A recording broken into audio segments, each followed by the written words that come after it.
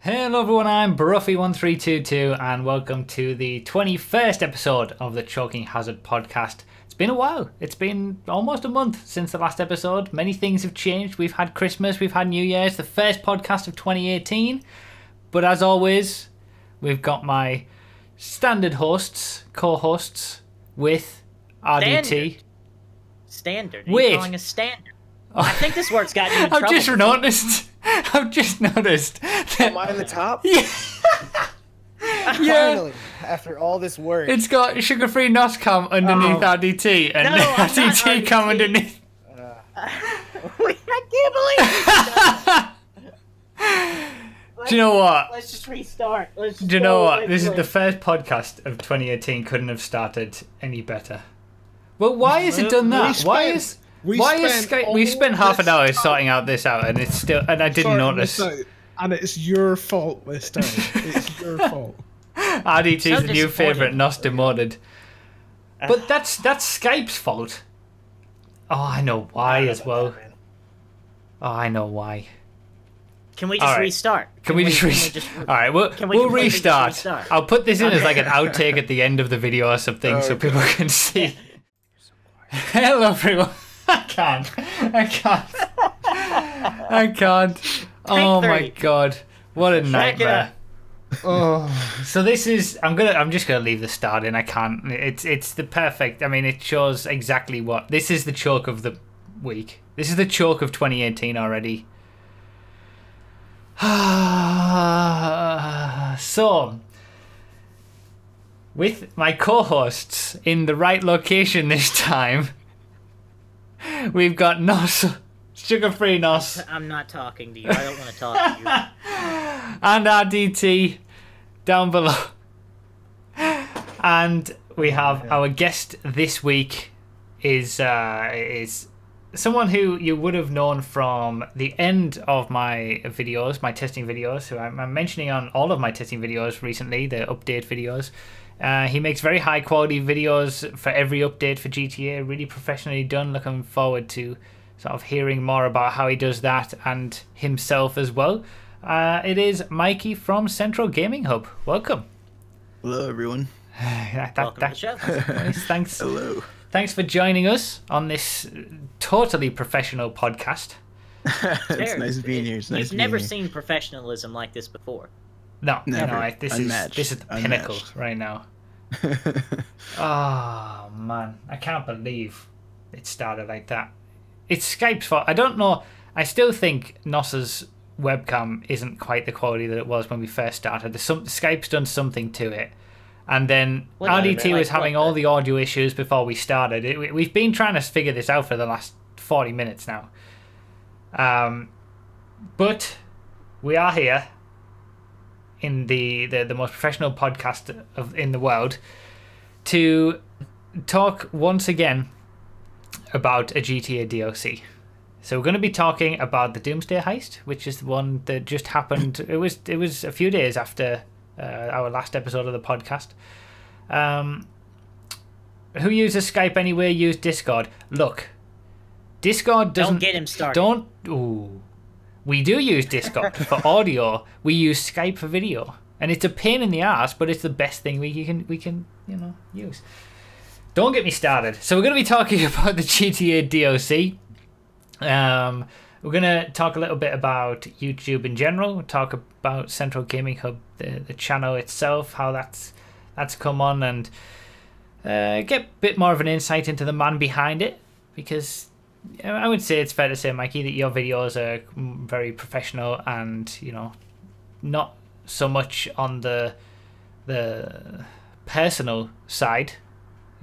People probably don't know a lot about you as a person from your videos. Is that it's very content driven? Yeah, yeah. Is that a decision that you made specifically when you started making the videos?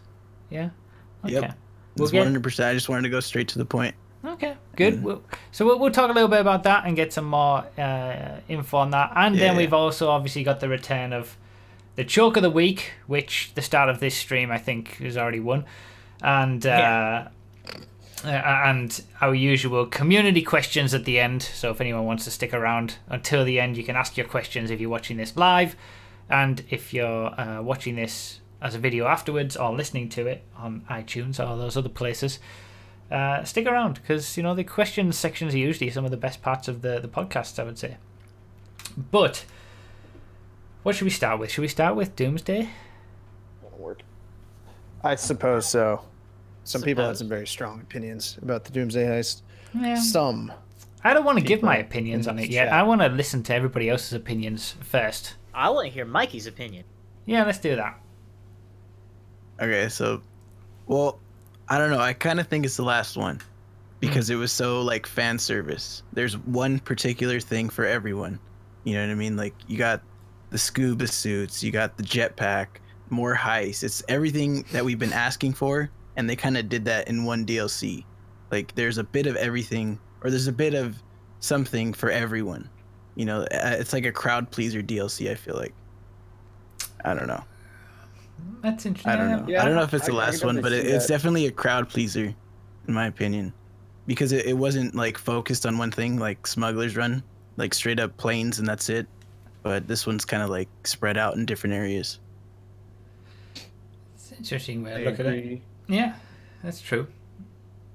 Yeah, but what is your personal opinion of it? Does it appeal to you? Like, do you like it? That's the question. With or without modded money? That's a question of whether you enjoy GTA at all without modded money. Yeah, right? Yeah. Maybe we should have led with that question. It's very expensive. Everything's very expensive. It's like hard to get into the game without buying any shark cards. So, I mean, it sucks if you're coming into the game, but if you've been playing for a while, I bet you're still broke because of all the other DLCs. But I mean, the game's become too much of a grind, and there needs to be more ways to make money and like better ways to make money. Like, so far, what are the only ways to make money? Businesses and heists. I think they need to put more focus on earning money in death matches, races, and all those other game modes that are actually fun, compared to like straight up grinding missions where it's repetitive and boring. Yeah, that's a common thread for this podcast to talk about that. Man, so, I was hoping you liked this game, so we could finally have someone who enjoys playing this game. I love the game. I love the game because I have unlimited amounts of money. But if I didn't, I probably wouldn't like it. Preach. Yeah. That's you're fitting right in already to the general theme of what we think about this game straight away. Yeah. PPC May said, "Don't get Bruffy banned again." Yeah, don't mention anything like that. Actually, that happened before. That's happened since like the last podcast. That was before all that happened. So we'll talk about that at some point, like later on in the video, in the podcast. We'll talk about that as well and give people an update and what all happened, because I'm sure there's a lot of people still in the dark. All right, so that's a common thread. RDT, what do you think about the Doomsday Heist DLC? I thought it was a pretty decent one. I was like, all right, this is cool. There's some cool stuff, but I also had a lot of money from some ill-gotten gains, if you will. But tying it in, this is a GTA thing. I see what you did there. And so, but I also had expendable cash to buy things that I wanted. I saw your video, Bruff, and got a lot of hate on a comment I made that was completely sarcastic. Which video and which comment? GTA Live 100 or something like that. I think it was the one where you were like Doomsday Disappointment. Oh yeah. Where you got a lot of hate on that too. Oh yeah. That was. I thought it was a little bit doom and gloom coming from your point of view. I thought it was blown out of proportion. But when I thought about it, if I had been of everything, I would probably hate it just as much. Yeah, it was cool. I thought that was interesting, but I agree that it'll probably be their last big addition to the game that's not just a couple of cars and clothes and whatnot.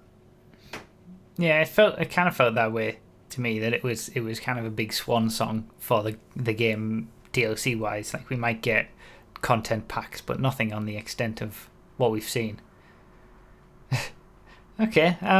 Nos, you have a bit of a different take on it, right? I really enjoyed the Doomsday DLC. I mean, again, I come from a point of view where I haven't all the money that I need in the game, but I really enjoyed the DLC so far. I think the facilities are pretty cool. I really do like the fact that, opposed to gun running, the facility has specific spots for all of those big vehicles. Yeah, you were saying that about you were disappointed about the hangars not having spots for other vehicles as well, like big vehicles.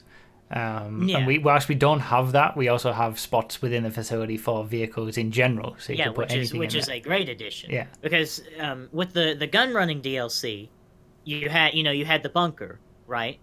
But I was discouraged from buying pretty much everything but the oppressor, because the oppressor I can just shove it in the bike clubhouse. I don't have that. I can get rid of any of my bikes at any point because I don't really care that much about the majority of them. But with the facility and with the Doomsday Heist, I can buy all of these big, cool vehicles because I know that they won't take up a garage slot. And the addition of 7, I believe, garage slots, 4 over by the Kanjali and 3 on the other side of the facility. Mm-hmm. It's super cool, and it gives you a place to kind of thematically put all of these military style vehicles as well.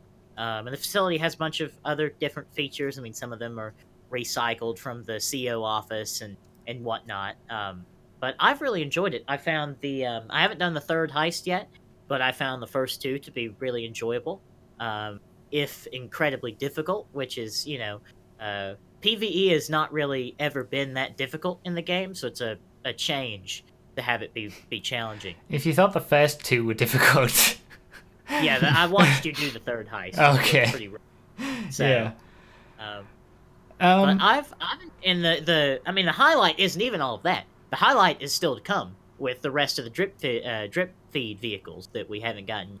I mean, all of those vehicles just look fantastic. The ones we've gotten so far have been pretty cool. The Sentinel Classic's really good. The Hermes is cool. So I've really enjoyed the DLC and I like it. But again, if I didn't have money, I'd probably hate it. So that kind of goes for the whole game in general, I think. So Nas, you enjoy the aspects that were added outside of cost. You just like the items, the cars, the the vehicles, all that stuff. It's funny you said that, because when we were talking about what the Doomsday DLC was going to be, I'm sick of these unrealistic cars, the militarization of GTA. I hate it. I've given up at this point. I mean, the way I see it, if we already have a flying bike with rockets on it, I mean, we might as well throw an anti-air truck in. Why not? I mean, why not a tank with a rail gun? I mean, it's already ruined before. Just go ahead and pile on.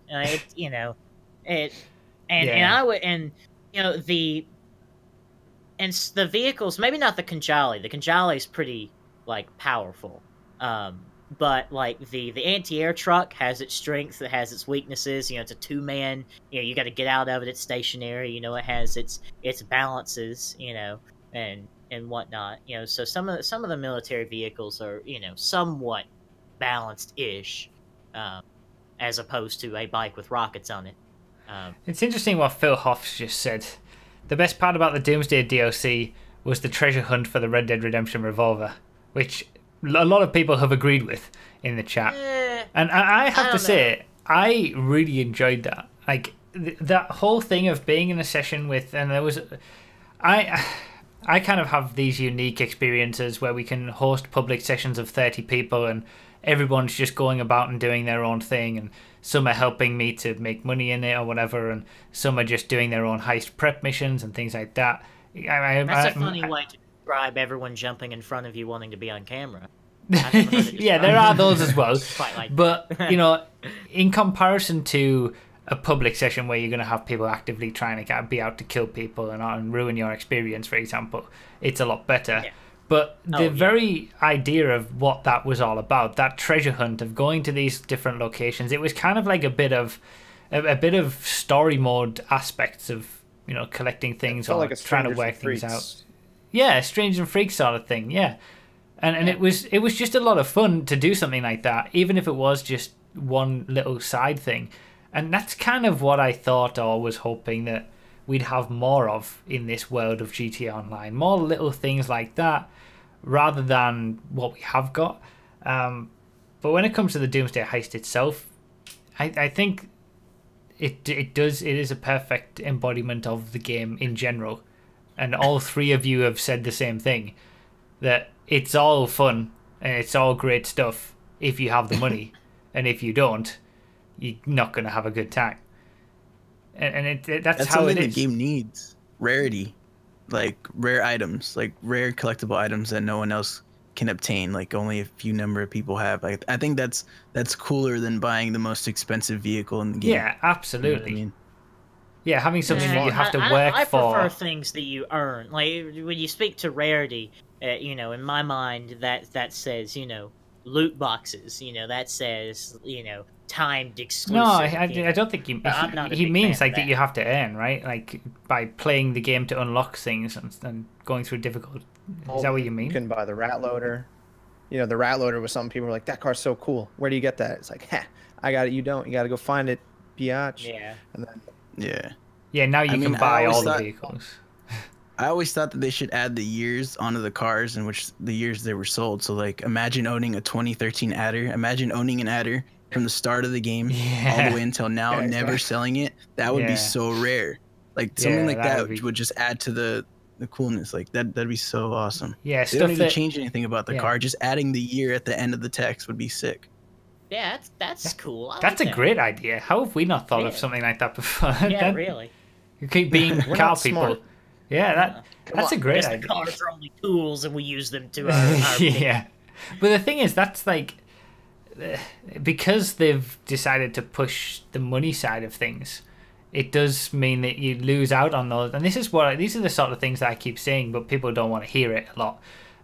People are starting to become more perceptive to the issue, but this is the sort of thing that's happening in gaming in general, is that little gameplay features and having to earn something or having something be, you know, special for a different reason other than it's just the most expensive thing and you've made enough money to buy it, or you just buy shark cards.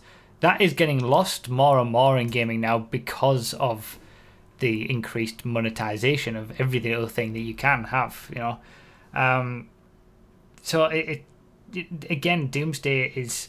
I remember saying on the podcast where we were giving our thoughts before the Doomsday Heist DLC dropped, and I said it could go one of two ways. It could be everything that we've ever wanted, or it could be just a copy paste stuff of what we've already got with really expensive costs for everything, and we could be disappointed.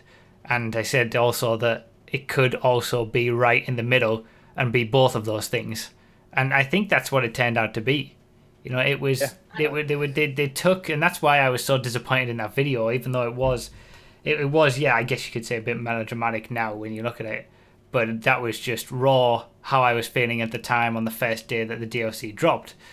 It took the wonderful, brilliant heist concept and these amazing vehicles and these amazing heists themselves and amazing experiences and lumped them together with the increased pricing and paywall system that they've introduced from the previous DLCs. So again, it took away from the enjoyment that, and I always try to think of what kind of experience other people are having rather than just myself. If I have all the money and I'm enjoying it, I'm always, you know, with the YouTube aspect, trying to think of the general population. And yeah, it does. If you don't have the money to do these things, you're not going to have as much fun. And it takes so long to get the money these days. You have to grind the specific ways to do it, or that's it, or buy shark cards. You can't just race or play death matches because those don't pay out enough anymore. Yeah, I feel, I don't know, I don't look at it from that point of view of like everyone else's point of view, because anyone with 6 hours of playtime in GT Online should understand that by now. You don't have money, you don't have fun. That's just that's the way it is. Unless you enjoy things like the death matches, if you just enjoy death matches, you can play those without any money, and sure, if you're having a good time, that's great. But if you want to do things in free mode, or you want to own things, or you want to, do anything of real substance, that's not just some adversary mode or some little thing, you got to have money. If you don't, you won't enjoy those aspects of the game. So I look at it from my personal point of view of having money, because every other aspect of the game is the exact same point of view. If you think about it from someone who doesn't have money, it's, well, I can't do this and I can't do that. I can't own that. I can't do this. We got to do this heist 7 times in a row. I got to find 3 people that don't drink paint on a daily basis so that we can actually get the end of the heist. So it's just always the same. It is the game itself. You have to look at the content without the money involved, and without the money involved, I think that the Doomsday Heist was a fun DLC. And I think that the cars that are to come are extremely cool, and I can't wait for them. There are some very good cars, some very nice cars coming, but again, very expensive. Z190. Yeah. Oh my goodness, the Z190. It looks so good. Hopefully it handles well. I can't wait for it. But yeah, that is the game itself now. I think that's how it is. It's if you don't, and that's the problem. That was the difference between our lists when we were talking about the best and worst DLCs. That myself and IDT were thinking of general how it's affected the game as a whole, whereas you had the opinion of taking out the money aspect or how it affected the game and just looking at the content itself. And I have to say, there has been some fantastic content that they've released from these DLCs. As much as we might call it cut and paste, that's more about the way that they've implemented it with the shark cards and the money and stuff. When you actually look at the vehicles and the big buildings that we have, and especially the Doomsday Heist was one of the best, below, say, the original heists for actual content, and that's something that we've been wanting for a while. It is a lot of fun, and it's a lot of good stuff to do. It's just that you have to have money to enjoy it. So you just can't do it. Yeah. Well, speaking of enjoying things, I have a question for Mikey. What do you, we're all racers, obviously. We come from the same community. What do you do in GT Online to have fun? Like, what is your normal routine if you do? First, do you hop on GT Online for your personal fun at this point, or do you just do it to make content? So for fun. I go mainly for content, but like maybe twice a week, maybe 3 times a week, I'll just go in there just to have fun. I usually I'm more of like, I need to kill you type of person. Like, I go around flying in a Hydra, or not a Hydra, but like maybe a Hunter or an Avenger, and I just bomb people. That's what I find fun. And then like I'll just have beef with people in the session, and then we'll fight it out. And I think that's fun. I remember voice chat on PS3 because there wasn't any parties on PS3, so that was pretty intense. And I don't know. Ever since then, it's just been so much fun just to kill people. And so you're basically a troll. Yeah, I just straight up I'll kill everybody. I even bombed GTA Man live on stream. I remember seeing a clip of an that. Orbital cannon, just bam. All right, we are never inviting Mikey to any of our sessions. No. We'll have this wonderful meetup of 30 cars, all beautifully aligned, ready before the start of a race, and he'll just come in and orbital cannon it. Screw that. What do you think of the orbital cannon? Like, what are your thoughts on it? Oh yeah, the orbital cannon. I have very strong thoughts about it. I think it's kind of fun, honestly. I think you're stupid for thinking it's fun. But it's just, some poor little level 5, he just joined the game, dead. I think it's fun, Gets off the train with his 2 suitcases and his bowler hat, and he's like, wow, the big city. And then all of a sudden, this guy with $750,000 is like, oh yeah, here you go. Bam! Done. Donezo, kid. Yeah. See you later. Now, is it stupid? Yes. Is it awful? Yes. Do I hate it that it's a thing in my GTA game? Absolutely. But that doesn't stop the fact that it's funny. It really is. It's a monetized modding tool. That's my spawn in. Like when you would spawn in like the PC version, and then you just stand there and you just get bombed a million times. That's basically what it is. Yeah, they've decided that PC modding is okay if we can make money off it. Basically, yeah, that's exactly what it is.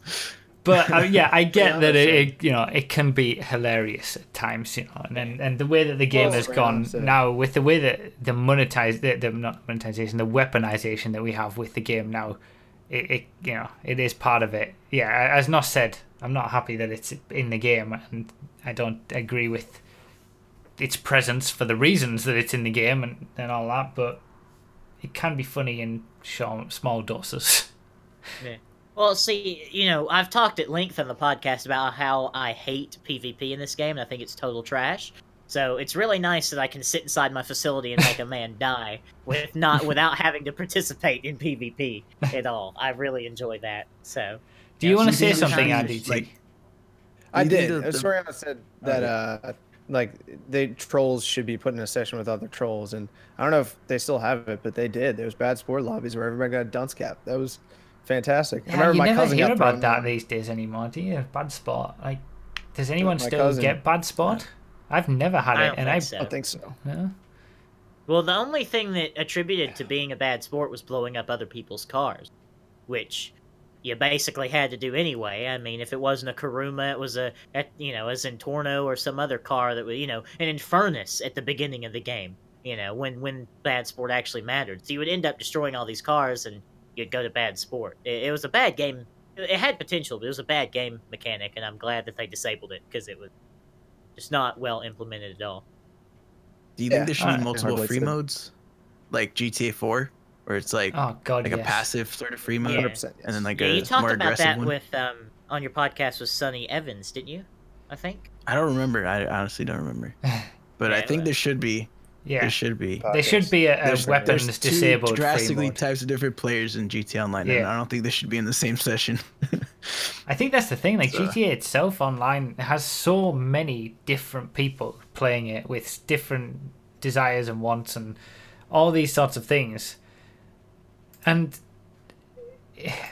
it doesn't. They It need to be tries to just separated. lump everybody together or create content for one specific set of people, or it's trying to create content for everybody, and it's not doing it perfectly for the individuals as part of it. And yeah, it would be so much nicer to be able to have custom free mode sessions where weapons Hey. are disabled and Yeah. That'd be so That sick. would That'd divide be the so player sick. base? Even cops. Yeah, to find- Even like just having fun, and then you get the cops, just shooting your weapon. It's like, oh, come on. You yeah. have to call Lester and stuff. Yeah, This that's is why true. 5M is the future of GTA. IDT, you cut off at the start of your sentence there again. What did you say? Oh, did I? Well, Gil Viper said that it would divide the player base, but that's kind of the point. Yeah, Like, we want to divide the player base. Yeah. because I don't want to play with people like Mikey when I play GTA. I don't want to. Sometimes I want to be Mikey, so maybe sometimes I'll join in Maybe you there. just want to be on my side. That's it. No, Yeah, then I'll that's bad. feel bad about myself. Like, But even if there were just two versions, a regular free mode session, say a weaponized or a non-weaponized free mode sessions, and well, you could Red Dead choose to. Redemption had this feature. It did? mean, you never played it. Yeah, there was free mode, there was hardcore free mode, which was free aim, and blips did not appear on the map, which was great. And there was friendly free mode, which you weren't in some kind of passive mode. It's just you couldn't shoot other people. Now, of course, that resulted in people trolling you by shooting your horse, but the idea was there, and for the most Yeah. part, it was good. Red Dead Redemption had that feature. GTA 4 had that feature. GTA 5 Yeah, I don't doesn't. understand. And the worst thing is how they've put everything into public sessions. You've got to do everything in public lobbies.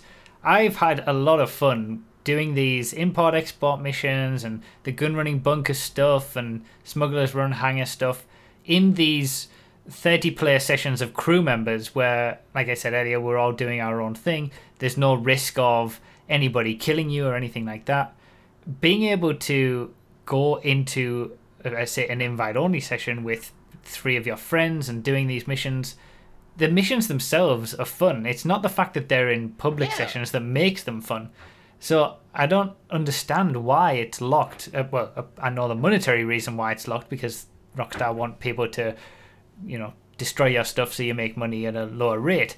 But without these public sessions, I think it would be much better to be able to do this sort of stuff in invite-only sessions, or having 2 types of public session or sessions in general where it's weaponized and non-weaponized, just so you can do these things and have fun without worrying about running into people like Mikey.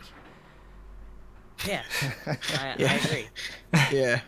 Because the missions I are literally, fun. I literally just asked my friends, you guys want to do a bombing run, and then we'll all hop in the Avenger, just kill everyone in the session. Mission accomplished. Fly back into the facility, heal up the helicopter, make it. We'll go with the tank next time. I don't know, just switch off vehicles. I said I was gonna start live streaming, and when I do, I promised everyone a 50 kill streak, and I'm gonna achieve that. Okay. I'm just gonna bomb everyone in the session and get a 50 kill streak. So Not in our session, you're not. Alright. You are hereby banned from the crew before you even start. alright. But yeah, the thing is, I've recently got a bit more of an appreciation for that side of the game. You know, I was watching videos from Gilly Master, I think is his name.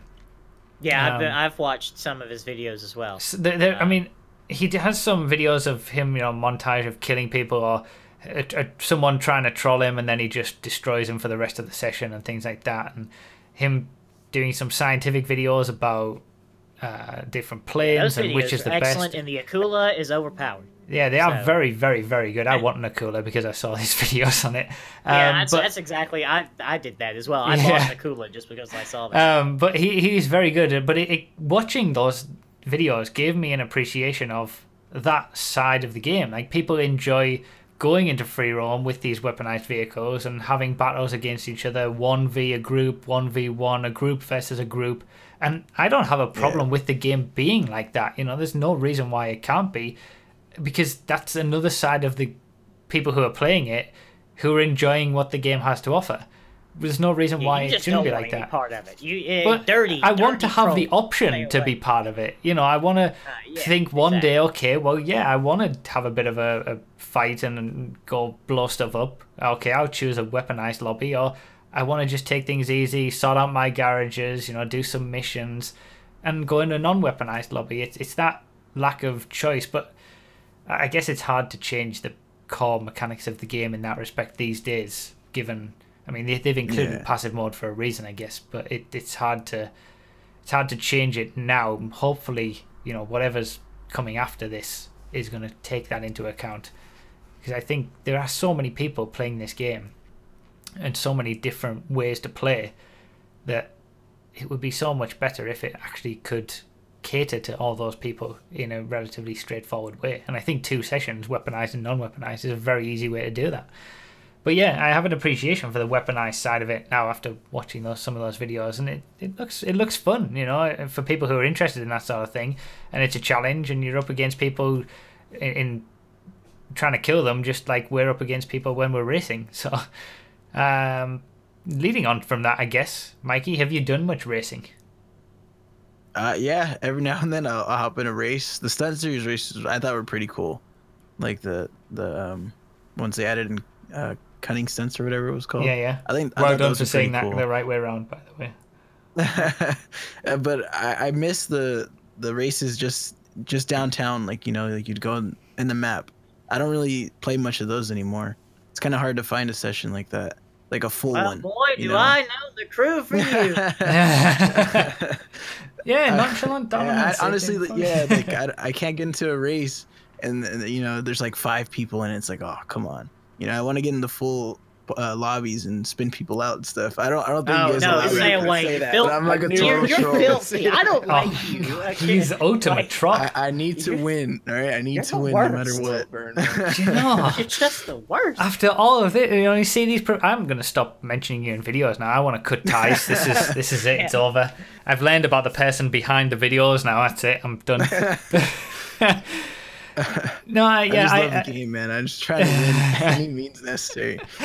A lot of people have said that more recently on comments as well, that people, like, if you're just playing the game outside of a crew, we have a racing crew where we're racing all the time, but if you're playing outside of that, it's very difficult to find normal racers anymore. They're all stunt racers. It's like Cunning Stunts is completely taken away from that.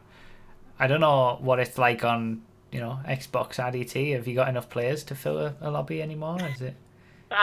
You weren't gonna go for the joke. I would have. Nobody on Xbox. Poor. I haven't heard that name in 40 years. No, I haven't played a lot of GTA recently. I've got other things to fill my time, man. Yeah. You mean Fortnite Battle Royale? Fortnite's fun, yeah. But yeah, other stuff. What are you playing when you're not playing GTA, Mikey? 100% PUBG. Okay. PUBG's like the only thing I play. Well, sometimes I play Like low FIFA frame too. rates in a game that only works sometimes. PlayerUnknown's Is that because you're on Battleground. Xbox? Is that because you're on Xbox? No, Xbox just doesn't work. No. PC has its issues. Oh my god, it's so I don't know, fun, it dude. just- There's I've nothing that watched some- matches like the feeling of being in the top 10, let alone the top 5 and top 3. Like it's like, oh my god, oh my god, oh my god. Like you're spazzing out, you know, you're like shaking, and no other game has that feeling. Maybe Fortnite does. I haven't played it too much, but PUBG, like the realistic factor is just, oh my god, it's unmatched. So It just cool. looks so clunky to me from everything that I've seen. It just looks like the clunkiest experience. Have you You played could on buy- PC though? Like, I have don't not know. played the game, but I've watched the game on PC. I'm not Okay. talking about the frame rate or the performance. I'm just talking about the general movement of the characters. It seems Okay. like it's clunky. Yeah, it's a fair criticism. Because Yeah. I come from the shooter that my top shooter has always been Battlefield. I've always played Battlefield when I want to play a shooter, and just everything for the most part is pretty smooth. Yeah. And when you see like when you're struggling to vault over a window and you have to like jump up and then you have to crouch and then you have to go through and then you have to uncrouch, you know, instead of just They added space vaulting. bar and you. Yeah, they did add added vaulting. Yeah. Is it effective though? Is it good? Yeah. Like there's windows that you shouldn't be able to go through. You just go straight through them and just climb into a building okay. and shoot the guy. He's like watching the door and then you come through the window. It's hilarious. It's fun though. If you haven't tried it, definitely try it on PC, because Xbox, no, you shouldn't do it there. No, It's coming to seen PS4, that. I I've think, seen that one. and I don't video. think it should be on PS4 either. It's not a console game. It's not ready. The performance level is just not there. I mean, you can't make it run at a stable 60 on PC. How do you think a regular Xbox One is going to do that? No, you can't do Yeah. that. No. I don't even think they get the new map. There's a new map, and I don't even think console gets it. They just get the old No. one. No. Well, Well, they got to that's- make that's the sad. If you want to see what PUBG is like on Xbox One, look up the video from Crobcat. I saw that. You That's saw that one? hilarious.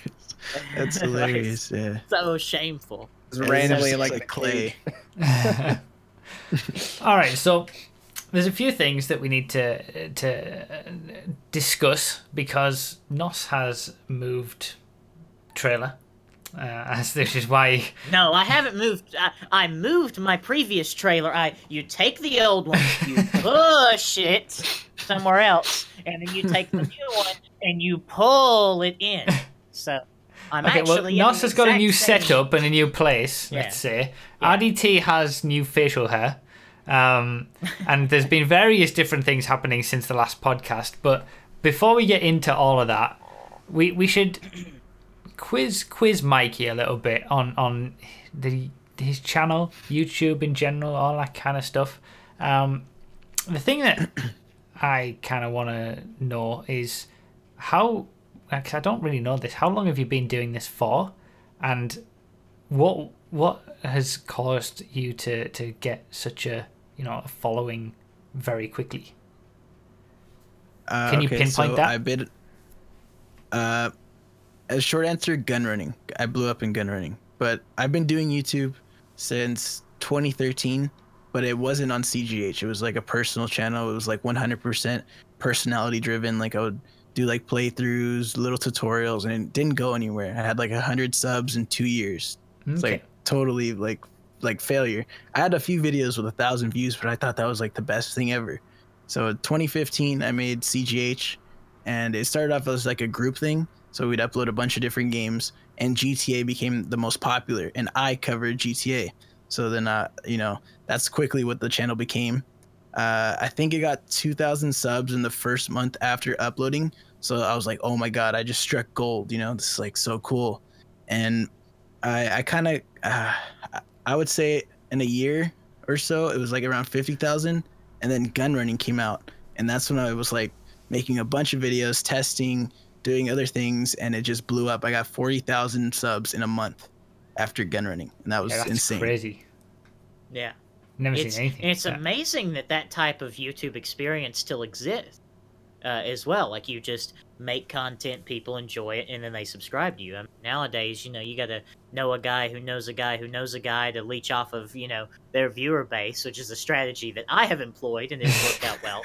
But it's kind of nice that there's still that experience to be had. Yeah, that organic growth. Make good content and people will find you. Yeah. From what I've seen, I watched a couple of your videos. I'm not going to lie to you and tell you that I've been a fan for years. But before you came on, I started watching a couple of your videos. Fan for years. I've been with you since I was one of those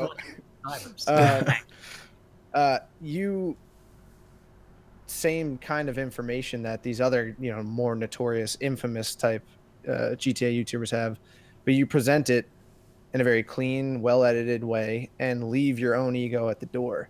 Whereas these other guys, character and how they're reporting it. So I really liked that about what you're doing. And I think some of your growth is probably can be in that people are kind of tired of that. Let's not name names, like the Mr. Bosses and whatnot. And how's it going, guys? How's it going? See this, they just get the information that they want and no bullshit, like you said. And they're I don't know if you said that, I said that. So, I think that's what set you apart and really is helping you grow right now. Yeah, just present like the update. Like literally the video starts out, hey everyone, this is what was added for, January 5th, 2018, and then it goes right into it. And then it's not until the end, until I'm like, okay, if you guys enjoyed this video, like, subscribe. If you've never seen the channel, look through it, stuff like that. I don't ask for likes at the beginning. I don't leave any of my, if I have an opinion on something, I'll leave it until the end, because I think just presenting the content is best. So the whole point of it is to watch the video and the time it takes you to load up. So say you were to start Grand Theft Auto, and the loading's insanely long. So if you were to start up my video at the same time you started loading in, the video would finish and brief you on everything that was added before you got into the game. That's a good way to think pretty about much it. what it is. Yeah. Yeah. That's what I first. I think it was a video that I saw from Sonny Evans, who talked about you and the new way of sort of pretty much what RDT's just said about taking it away from these bigger YouTubers and giving the information in a proper professional manner. That's when I first discovered what you were doing, and I thought, yeah, this is so much better. And it's something I've always tried to do that with my videos, and leave the opinions for, when it comes to the testing videos, at least leave the opinions away. Just talk about the performance, talk about how much it is, what it's like, and take and just give my opinions in different videos. And it's nice to see that people are finally getting sick of the big YouTuber way of doing things and stretching it out to 10 minutes and rewarding someone like yourself who puts in the makes a proper piece of content. It's not just a video of someone playing random stuff in the background. It's properly edited, well spoken, scripted, proper stuff. And it's good to see that kind of content is thriving again. Yeah, I hope it stays like that, honestly. I feel like not only just for myself, but I feel like it should spawn other content creators that do the same. Like other people should follow in that sort of presentation. Make it look good, put some effort into it. Don't just record with like a voiceover or whatever and stretch it out to 10 minutes. That's what all the big guys are doing, but I'm pretty sure, people are going to get tired of that quick. And I can already tell that they're already tired. Yeah. So if you're going to start, present it in a way that's better than everybody else, or, there's no point in doing it. What I find interesting is that you don't want to fit in. Yeah, exactly. They say beauty fades. Those people right now, they're the hot girl at the bar.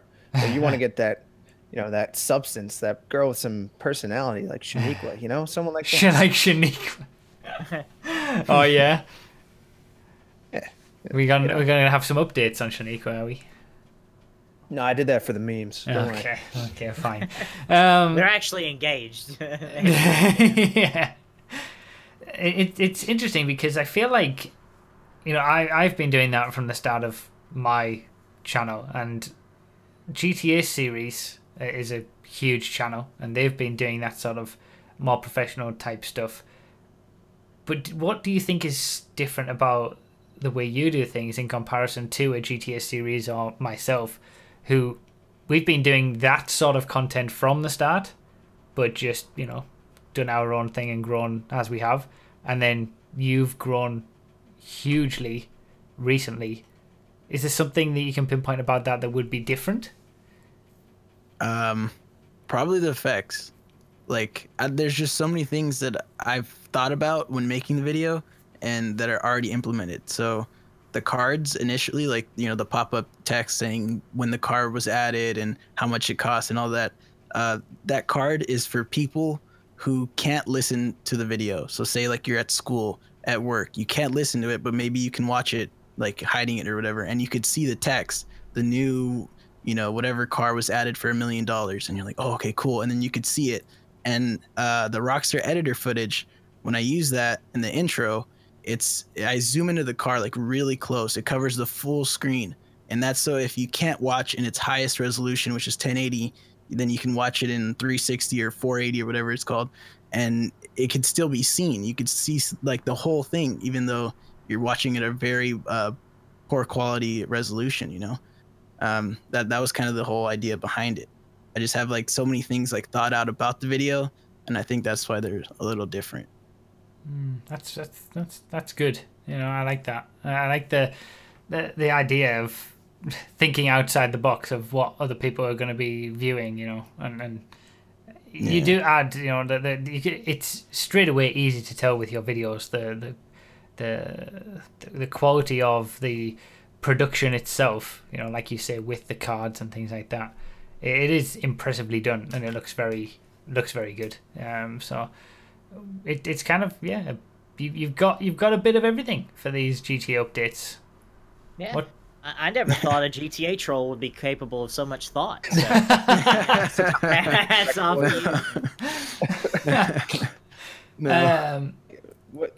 I mean, I don't want to delve too far into your personal life, but have you studied up on film or directing in any way? Nope. You just saw have an eye for it? Experience. But I don't know. Yeah, I just watch like a lot of movies and stuff, and I see the camera angles they use, and literally like I was just like, okay, I could just do that in the Rockstar editor. And I saw one specific shot of a car commercial or something, and it was like really close, and it filled up the whole screen. And I was like, if I could show the car like that, I'm pretty sure that's a better way to show a new vehicle added than to have like the third person view of the car from behind. You know, you can't really see it. You'd have to like spin around the camera, and it's just a waste of time. So I just go in the Rockstar editor, get a close up of the car in the front, the side, and the back. Like that's it, and that's all you need to see. You know, you don't need to see me driving the car and customizing it for, you know, a couple minutes. I could show you that in like 30 seconds. I'll show you like 100 car customizations in a matter of 30 seconds, like 12 front bumpers, stuff like that. Yeah. You know.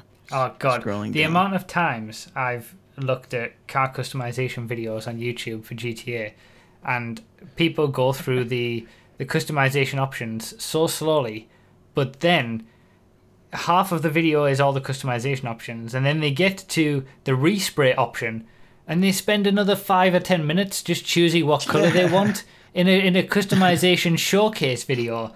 It's like, does the color really matter?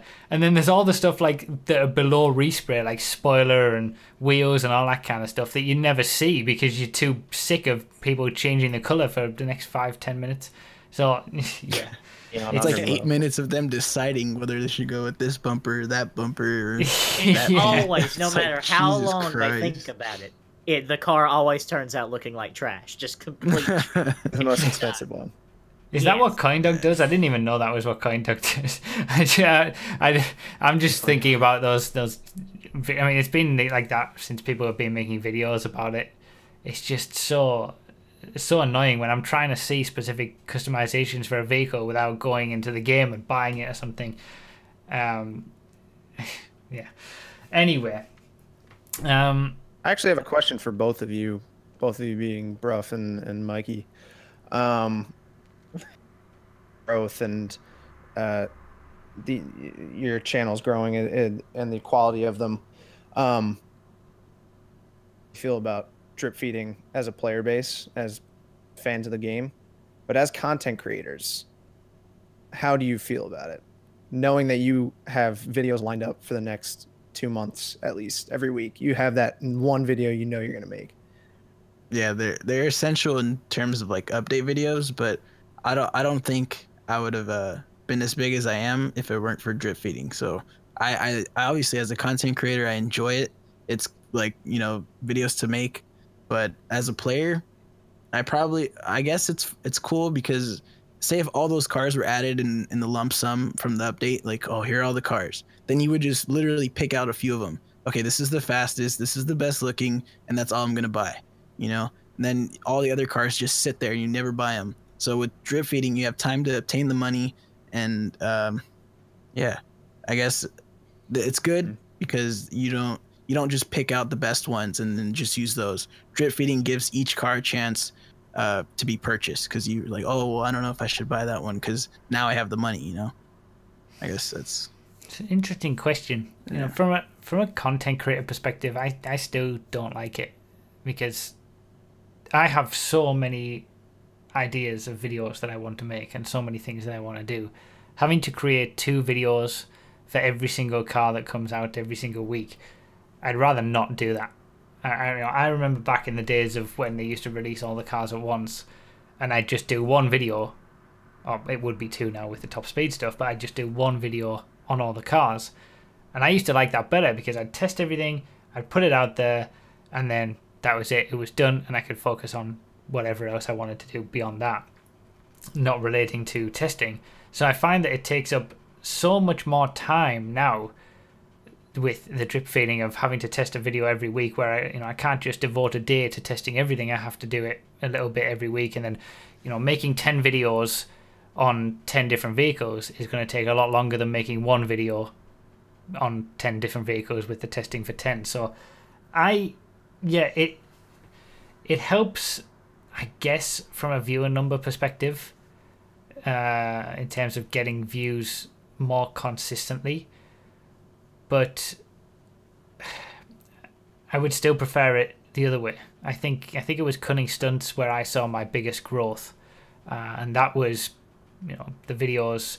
I think I did the three downforce vehicles in one video because I had to focus on them. There was I had to make sure their lap times were right, and that video got a lot of views and got me a lot of subscribers. And that was before the drip feeding was as bad as what it is. So it's not as if I've seen any major improvement to my channel beyond natural growth because of drip feeding. So I can see the benefits of it, and I can see what people say, like it keeps the game fresh and stuff like that, but I don't like it from a play perspective or a creation perspective. It would keep... Well, I was just going to say, it would keep the game fresh if we didn't already know that these vehicles existed, right? If they didn't add these vehicles in with the blanket patch, so that on PC, of course, we're gonna drive them around with just spawn them on PC. It does suck when you know it's coming. That does suck, because then there's like, oh, when's the hunter added? When's the hunter gonna be added? That was the only question that people were asking.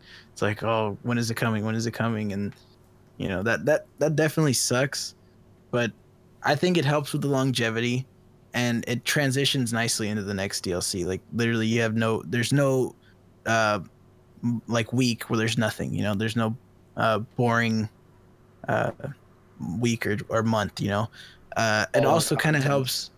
Yeah. I would honestly prefer it if they released drip feed vehicles in packs. So we had the initial 10 or 12 vehicles with the DLC, and then a month later we got 4 vehicles, and then a month later on we got another 4 vehicles, rather than one specific vehicle every single week. It's too much. Always the one that you don't want. Where is my Z190? Where is it? Where is it? It's gonna be. I'm not gonna get it until March. I already know. Yeah, and we already know the order of when they're going to be released as well. We know the prices. We know everything, and that's what's even more frustrating. It's like, just we know what's in there. You're only doing this to stretch it out for the people who don't know what's in there, but you know, there's a lot of people who don't watch YouTube videos and people who are playing GTA who don't know what's coming and they're not looking into it more deeply. So for them, it's probably good that there's a new vehicle every week. But obviously that plays into, oh, well, I need to get money for this. I'll buy a shark card, you know, stuff like that. I don't like it. But I can see why they do it. The problem with releasing in packs is that you're just going to pick out the fastest car or the best looking car, and that's it. Then all the other cars are just going to sit. And I'm sure Rockstar feels the same. Yeah, but that's going to be different for everybody. Yeah. Yeah. And if you release, you know, you could release 4 different cars, one from each class, and people are going to buy what they like based on a wide variety of reasons, looks, performance, or just anything. And I think it's kind of an anti-consumer way to do it when you don't give people that choice. You just drip feed it, so they buy one car not knowing that there's a car that they want more is going to come a week later and cost twice as much. I don't know. Yeah, I guess the surprise factor would be like a big thing. Like if we didn't know it was added, that would be so cool. But obviously we do know, and as a content creator who doesn't like show the preview of the vehicles, it kind of sucks though, because like, you know, the DLC just got released, like the Doomsday, and literally like a day later there's videos of all unreleased vehicles, and they showed like all the unreleased vehicles and what they did and what's special about them. It's like, oh my god, really? Like, you know, we just got into the DLC. I wish somehow those were hidden from the focus is it'd be very easy to hide them. They would just have to, you know, release another downloadable update every week, but that would cost them more money. So that it costs money to release updates on console, so they don't do that. Starts hurting for cash these days. Oh yeah, of course. They're basically broke. But that's why I feel that like packs once a month would be much better. Kind of like how the old DLCs were on old gen, where it would be every month or so we'd get a new DLC that would just a few extra cars. I don't know. I don't like the way that they do it. I don't mind. Yeah, it's understandable. Yeah, it's just the way that they do it is too far. They take it too far, I think. All right, interesting. Mikey, do you have any tips for budding GTA, or not just GTA, YouTubers in general? You know, what would be your best tips? What you have more subscribers than me. You know, what tips can you give me? I've been doing this for years, and I don't have yours. Old man. Numbers. What? I don't know, man. I've never had 40,000 subscribers in a month. He doesn't watch your content, so he can't give you any feedback. Yeah, that's true. No, I do.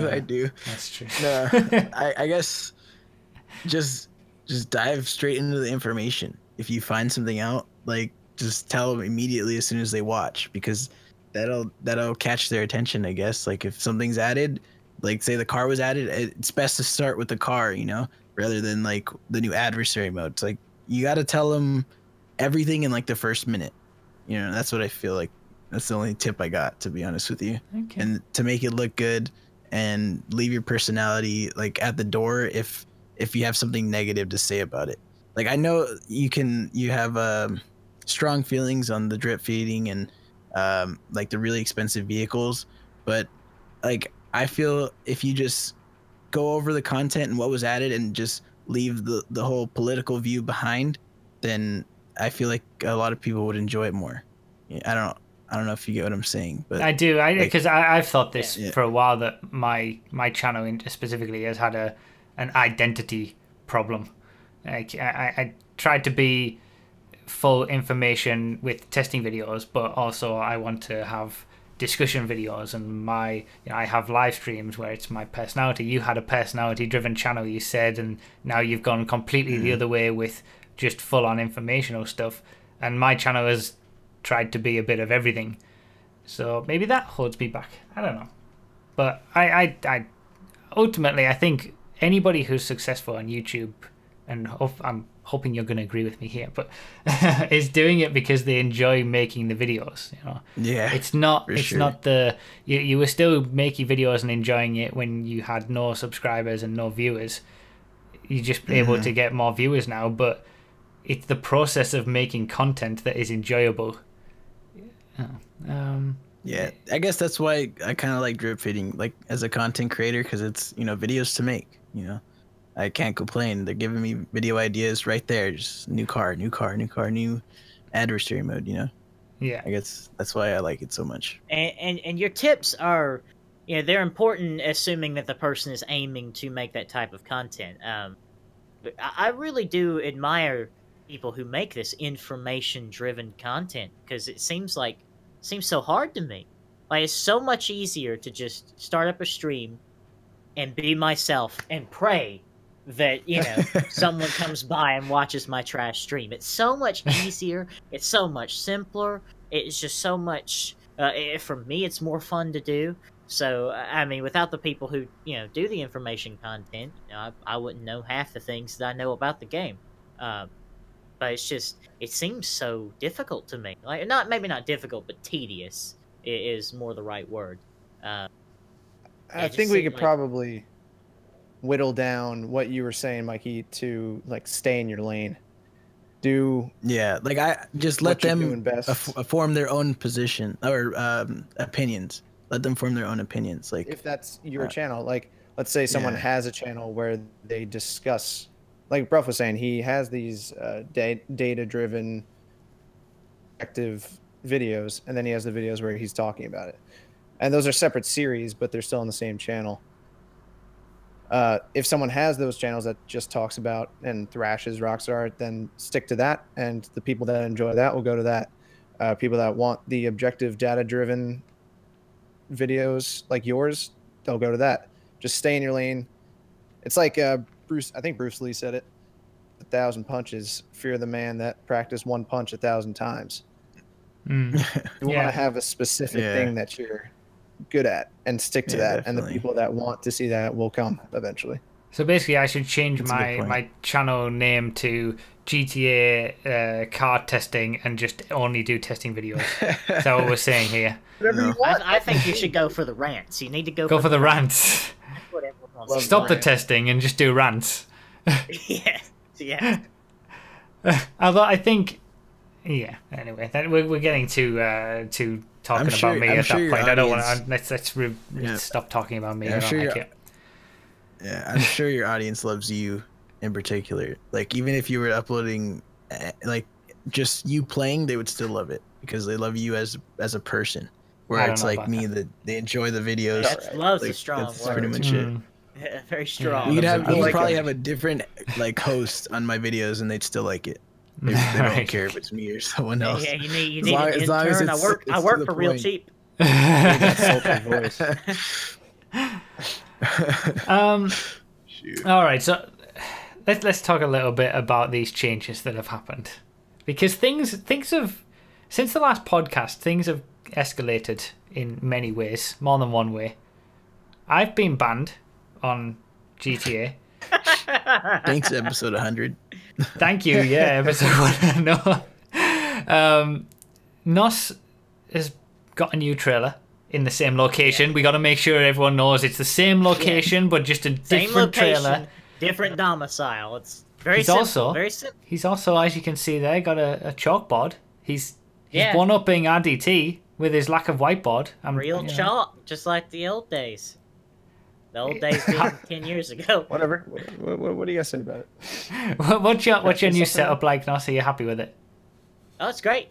It's great. If you want to see more, I give a whole tour of the room. You can go to my Twitch channel, and it's the latest highlight I've got on there with the cousins. I give a tour of the room. I'd recommend stopping right after that tour because it gets real cringy after that. Or you can go find a hazmat suit because it is a high level toxic cringe level. Like, it's bad. So don't watch it. Just watch the room tour and then go away. You don't want to watch that stream. I like that you've still got the pink shirt and the hat in the background, though. I mean, you are actively playing into the things that people want to see, whereas Addy's, shunning it. Yeah, he doesn't care. Yeah, but I got everything. The chalkboard, everyone on the chalkboard. You can't see the whole thing, but everyone who is on this chalkboard donated over $20 to buy all the stuff in my new room. So, pretty cool. Pretty cool. Good stuff. Yeah. RDT, you have something very different about your face Can't quite pinpoint what it is. It's still gorgeous. That's all that really matters. What was the thought process behind this? Why? Oh, specifically the stash. Just the. Kind of bit of both. I want to hear about the whole thing, and then specifically the handlebars. I didn't shave throughout November. I was doing no shave, no. Oh, okay. And then I was kind of like, I don't feel like shaving, so I went through December. I was like, all right, this is starting to come in a little bit. And then I woke up one morning and I woke up and the tips of my mustache were curling up, and I was like, I'm gonna do this for the podcast because I feel like being an absolute jackass. And so I wanted to prepare for my role in the fourth Red Dead Redemption game. I told Bruffy before the stream I was going to kidnap Xerxes, tie her up, and put her on a train track, and he's going to have to, shoot me in the gut or something and save her. So that's what I was going for. Okay. What's Something that has changed. I'm also a substitute teacher now, so hopefully none of the students that I possibly fill in for see this. yeah, that would be Wait, interesting. Are you serious? Is that like a serious thing? Or are you joking? Yeah, that's a 100% serious thing. Whoa, really? Good What stuff. what kind of classes are you I have subbing? power over the youth. Anything they need me for. Oh, okay. You take any job, That's any cool. age, doesn't matter. Yeah. Good Don't stuff. take that out of context. Life-changing thing. Good job. Congrats. But Thanks. are you gonna keep the beard? Wait, hold up. So he became a sub and grew a beard, and he gets a congratulations. I get a new home. I just get nothing. Really? Congratulations. Thank you, Mikey. See, we got to leave it to the GTA troll to actually say congrats to my new home. Thank you. I appreciate it. Yeah, but I don't know. I don't know about that. I upgrade from trailer trash to just trailer. And I get nothing. Congratulations, Nos, for getting rid of the trash. Thank you. It was hard work. I just didn't want to buy razors for 2 months, and I'm getting congratulations. Congratulations. Everyone gives a round of applause. Are you going to be keeping this beard? Is this a thing now? Get sick of it. I change my appearance all the time. Okay. Okay. What about you, Mikey? Have you had any major life-changing things recently? On the level of getting a new job or a new trailer? I got my 100,000 play button. So I saw you mention that. Yeah. Ooh. Good That's stuff. the only thing I got. Yeah, Did you do an it took a unboxing while. video of it? No, I just opened it straight away. Yeah, as it soon does as came in take the a mail. while. It Couldn't does be take a while bothered. to arrive. I think it took mine like 3 or 4 months or something. It's free content, man. Free content. You just make an unboxing video. But you're already almost on 200,000. You just got your 100k play button and you're Yeah, I already know. nearly on That's just 200. like, oh my god. Crazy how I things think I got it happen. exactly the day I hit 190. I think I'm not too sure. Okay, Somewhere around nice. there. It was GG. like, oh, it's a little bit late. Wait, does Mikey have a radical beard? Someone asked in the chat. No. Not Clean. bearded. Although, Nope. depending on whether he puts his recorded video footage, everyone will know that already. Who's watching this as a Yeah. video? But you guys who are watching live don't know that yet. When are you growing your beard? I can't grow beards. I don't I don't can't think I either. could either. I don't think you I wanna could. you wanna attempt to fail to grow beards together. We could do that. I'm course. just gonna remain Actually, I don't want to babyface do all that. life. I have to go out in public. I can't do that. I can't. I wouldn't be able to live with myself. Trying to go out in public looking like that. Awful. And then I got banned on GTA, so I haven't had a life-changing, major life-changing thing. Congratulations! But Congratulations! yeah, I criticised Rockstar a little bit too much, pushed them over the edge, and it was like, What'd you do after that? Like, you got banned, and then what happened? I didn't just know shit about it. I tweeted about it and then just left it. and it was a weird day. It was a really weird day. Woke up ready to do some testing the day after the DLC had dropped. I just made episode 100, Doomsday Disappointment, and yeah, I woke up and you are And they were like, permanently "You know what?" banned on GTA Online. That was PS4, and then I went on to PC. You are permanently banned from GTA Online across all platforms. Social Club was all ruined. It was all gone. So I had to use somebody, AJ Shout out to AJ for letting me use his account to test the vehicles that day. And then I ended up streaming on the night, but I wasn't planning on playing GTA. We invite this guy to our headquarters. We treat him. We invite him on live streams, and this is how he treats us. Yeah, yeah, I know. It was one of those Rockstar can't stop me things. Indeed, that's why I mentioned that at the end of the video after that, the testing video on that day. But Yeah. it was a weird day. I tweeted about it, and then it became a bigger issue than I expected it would be. Like, that tweet got 800 or something likes and over 100 retweets, and it was on the GTA Online Reddit, and there was hundreds and hundreds of replies and discussion about it. Like, it was more discussion about it than I thought there would be, to be honest. But it was nice to see all the support. Got like 200 retweets. Like, I just said, well, I guess they didn't enjoy episode 100, and then it got like a bunch of retweets. I was like, well, that was just a wild joke. Then I looked up, and the tweet was like already like trending or something in our community. It was crazy. I know, it was a crazy day. I was so surprised by the amount of support that people showed, even just on Twitter. I've never made a video about it. I don't really want to, but I tried to contact the people who I know at Rockstar and who've I've met and stuff like that, but I've never had a response even now still. But by the time it came to doing my stream on the night, I was not really intending to play GTA or anything, and I was just sat. We were talking about it on the stream, and then I thought, oh well, let's have a look. I'll show you. That's what I said. I said I'll show you what it looks like to be permanently banned, and I loaded it up on PS4, and it turned out I was unbanned again, but I had all my money removed. So that was the next step. Oh, damn. I was still permanently banned on PC, but on PS4 and Xbox One, I was unbanned, but I had no money. And then by the next day, I had all my money back on those two platforms, and I'm still banned on PC. And I've still never had. Money? How did I get money? Well, I had modded money on PC. So I've been waiting for. I think I've had it for about 6 months, that money on PC, and I've been waiting for it to be removed, which is what they normally do. But I think that was an excuse. You still have everything. You still own all your vehicles and all your apartments and all that? On the consoles, yeah. I still own everything. I still have the money that I had. It's all. It was weird. It was weird the way that it happened. It felt like, and we were discussing this in the stream, that it felt like a manual thing. Like, it's not. Oh, it absolutely was a manual thing. You don't know. That's not how the automatic bans work at all. Yeah. So it was a manual. Someone pressed a button because they didn't like what you had to say. I don't want to jinx myself, but I feel like my account went like under the radar because I transferred it twice.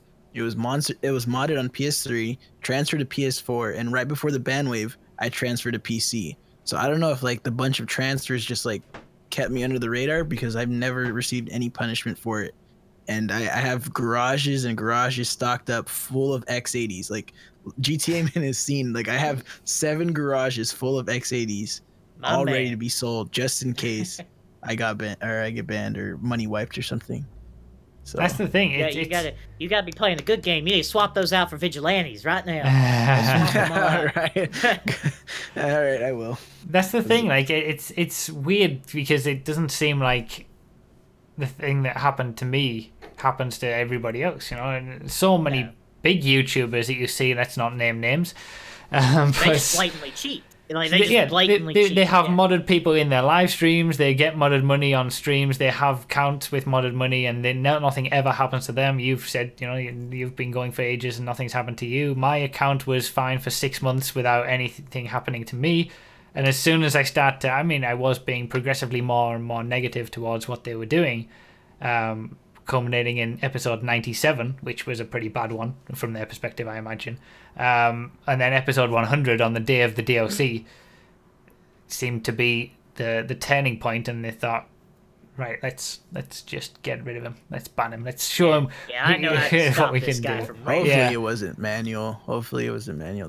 That sucks. The way that it was, like the way that Social Club worked as well, and how I could still log into some things but not others, it was weird. And all the reports that I've had from what people have said was that, that is a manual ban. That someone's actually done that.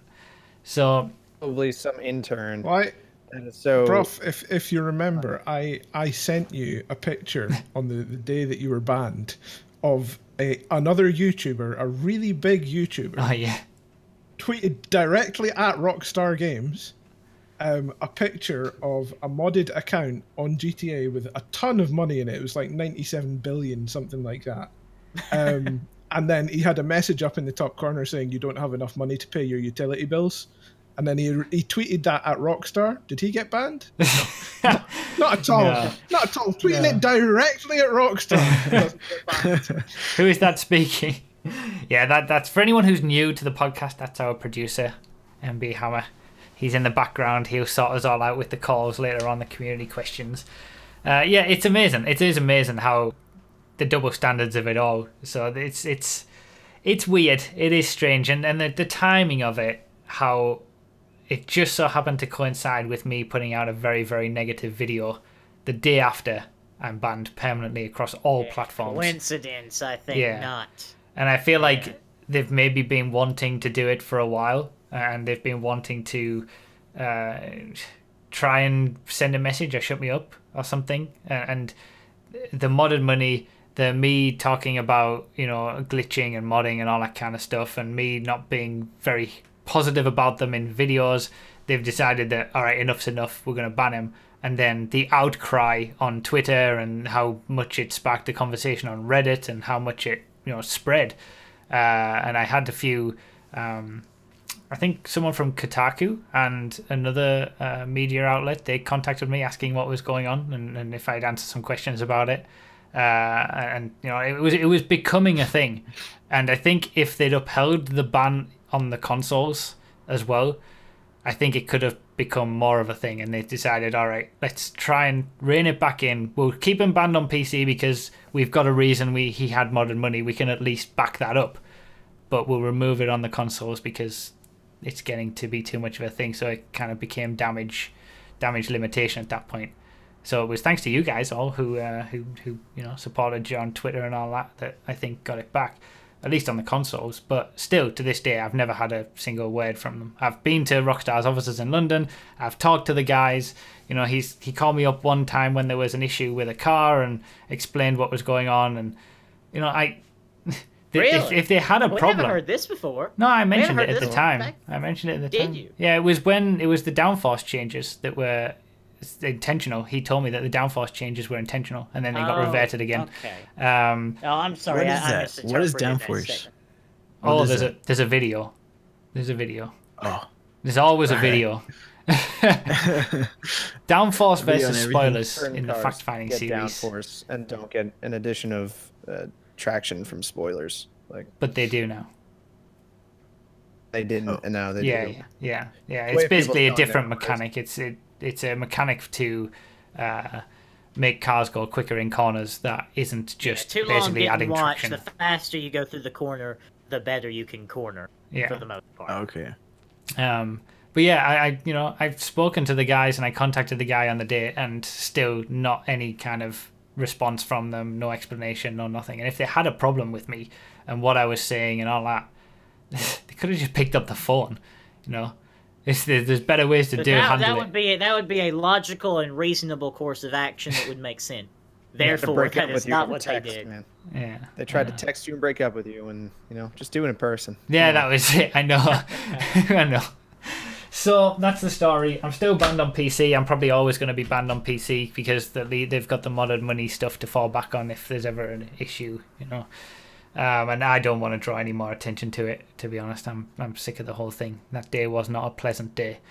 And there's plenty of other accounts to play on PC. It's not as if I'm not going to be able to not play on PC. And we've got 5M anywhere on PC. It's going to be better. Hear me, Rockstar? Yes. 5M. 5M is better than your game. 5M is the future. So, I think we've covered everything, but until I think it's regular segment time. Is there anything else that you guys can think? No. No, I can't No. think. All right, regular segments. Let's do it. It's been a while since we've had the Choke of the Week. It's been a month. It's going to be Choke of the Month, but we've got a special Choke of the Month this time. Should we do that first? Let's load up these chokes. Yeah, what I mean. Yeah. You do you. I'll do me. Before we do this, for anyone who's in the chat watching this live on Twitch, this is on Fridays, by the way, on Twitch. So if anyone's watching this or listening to this and wants to jump in to these streams, come and watch live. Feel free. Fridays, 7 p.m. UK time. Not every Friday, though. Just every other Friday. Yeah, for those of you in the chat, if you want to ask us any questions, myself, Central Gaming Hub, NOS, RDT, all of us, one of us, two of us, five of us, with MB Hammer as well. Feel free to jump on Discord and get in the phone bank. You can put your questions. MB Hammer will be there to take your calls, and you'll jump in here, you ask our question, then we'll answer. But whilst that's all happening, let's have a look at our chokes. So let's go to the proper screen. Yes, and we've got NOS and RDT. There's a special name camera for this section, isn't there? The special one. The special one. There's a special name. Yeah, we'll get to that. We'll get to that. Okay. So we're doing the regular chokes this time. This is the choke of the week for the first choke of the week for 2018, and they're all on different ways of submitting. So we're going to have to do a little bit of tomfoolery. But we're going to go with the first one. This is Coin Dog, but it's not him who's doing the choke. Anyway. It's actually Catalyst, I believe, who's choking in this one. But we're just seeing Coin Dog's perspective of it. So we're racing in the Briosos with a bit of the wiggle boosting that you can do on PC. Trash car, the Brioso. Absolute trash car. Yeah, Hate ruined compacts. Oh, Catalyst has spawned. He spawned. Oh, yes! There it is. There's the choke. Poor Catalyst. He was in third. I think that was the most intense race I've ever had in compacts. He's a dirty wiggle booster. I'm not voting for his clip, but out of principle. Out of principle, because he's a dirty. Yeah. Next one. With the choker was wiggle boosting. From Oleg doing the new heist mission in the Deluxe setup, actually. Yeah, setup mission, and yeah, it was fun, this mission, but that's not a good way to end it, honestly. But he's all right? Oh no, he's not all right. Comes and makes it worse. That he's little bump absolutely probably not all right. I know over. that little put it over the edge. So that's unfortunate. That is very unfortunate. Yes. And then our third choke. Back to a race. Stunt race in the Nero Custom. Xbox. On Xbox, indeed. Here we go. We're in second place, not first place. It's just actually first place nicely. Oh my god! Oh wow. No! Wow, why? That's not gone well. What are you doing? Yeah, there was a split second there. I thought he could save it, and then I remembered what segment of the show this is. Yeah. So I knew he wasn't coming back. Dropped down to fourth place by the end of that. After the line was right there as well. The line was right there. That's a joke. That Ladies is a and joke. gentlemen. That is one hell of a joke.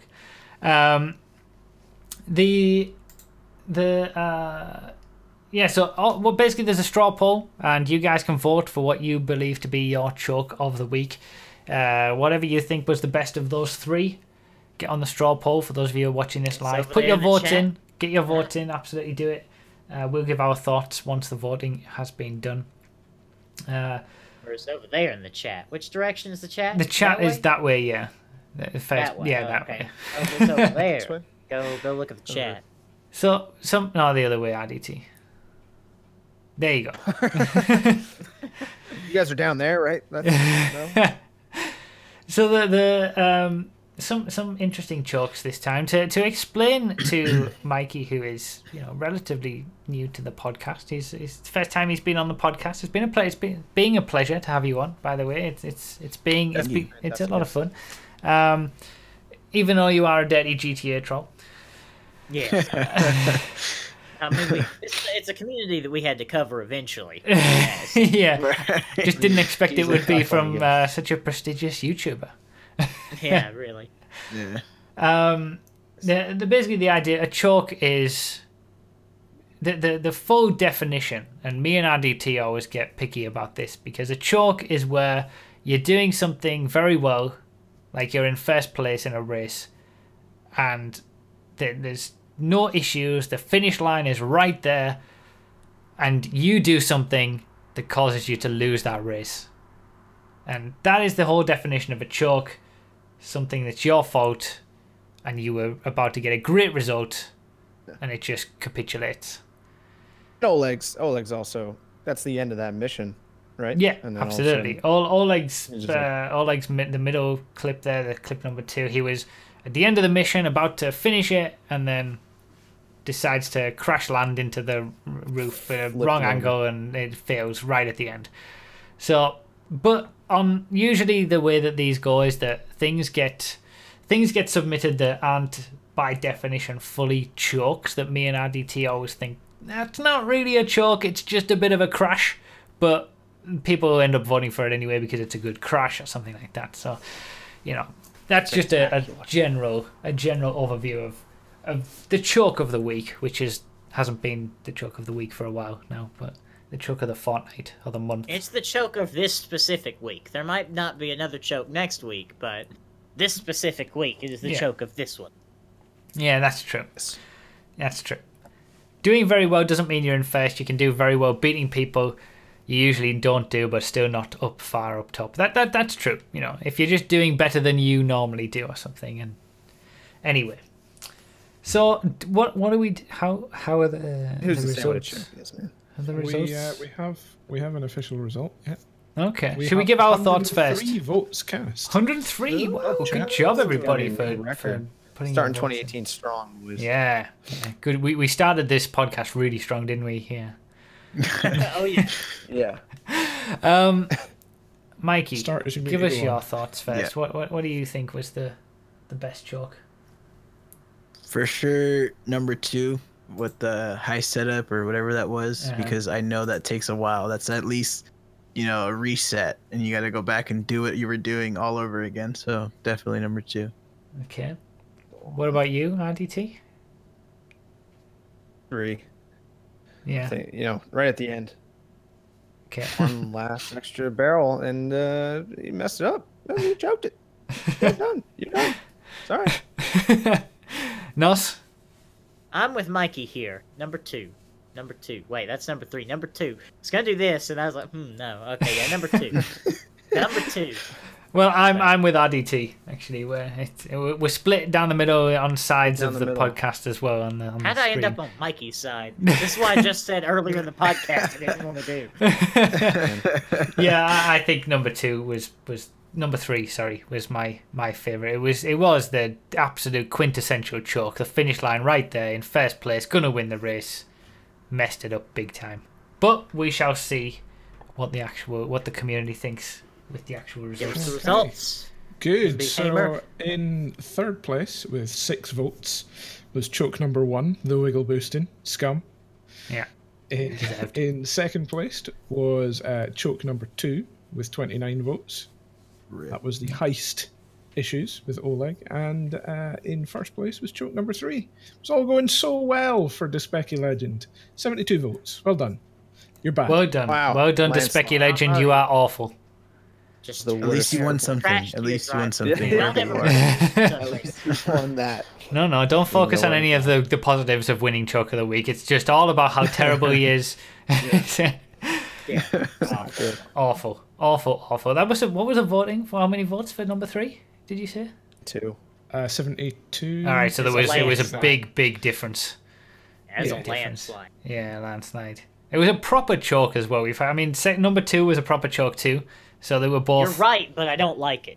Like you usually are with these chokes. I don't like it. Why you have to always be right? Well done, Despecky Legend. You are terrible. And we've got a special edition choke of the week, which is Snow Choke. Is the name of this little segment, this secondary segment, and it's all not necessarily chokes, but issues in the snow.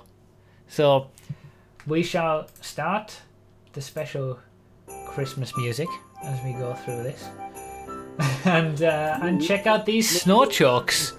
We're not. I don't think we're going to vote on these, but maybe we should. I don't know. You guys can see if you want to vote on these, but Just take them for what they are. yeah, just take them for what they are. All right.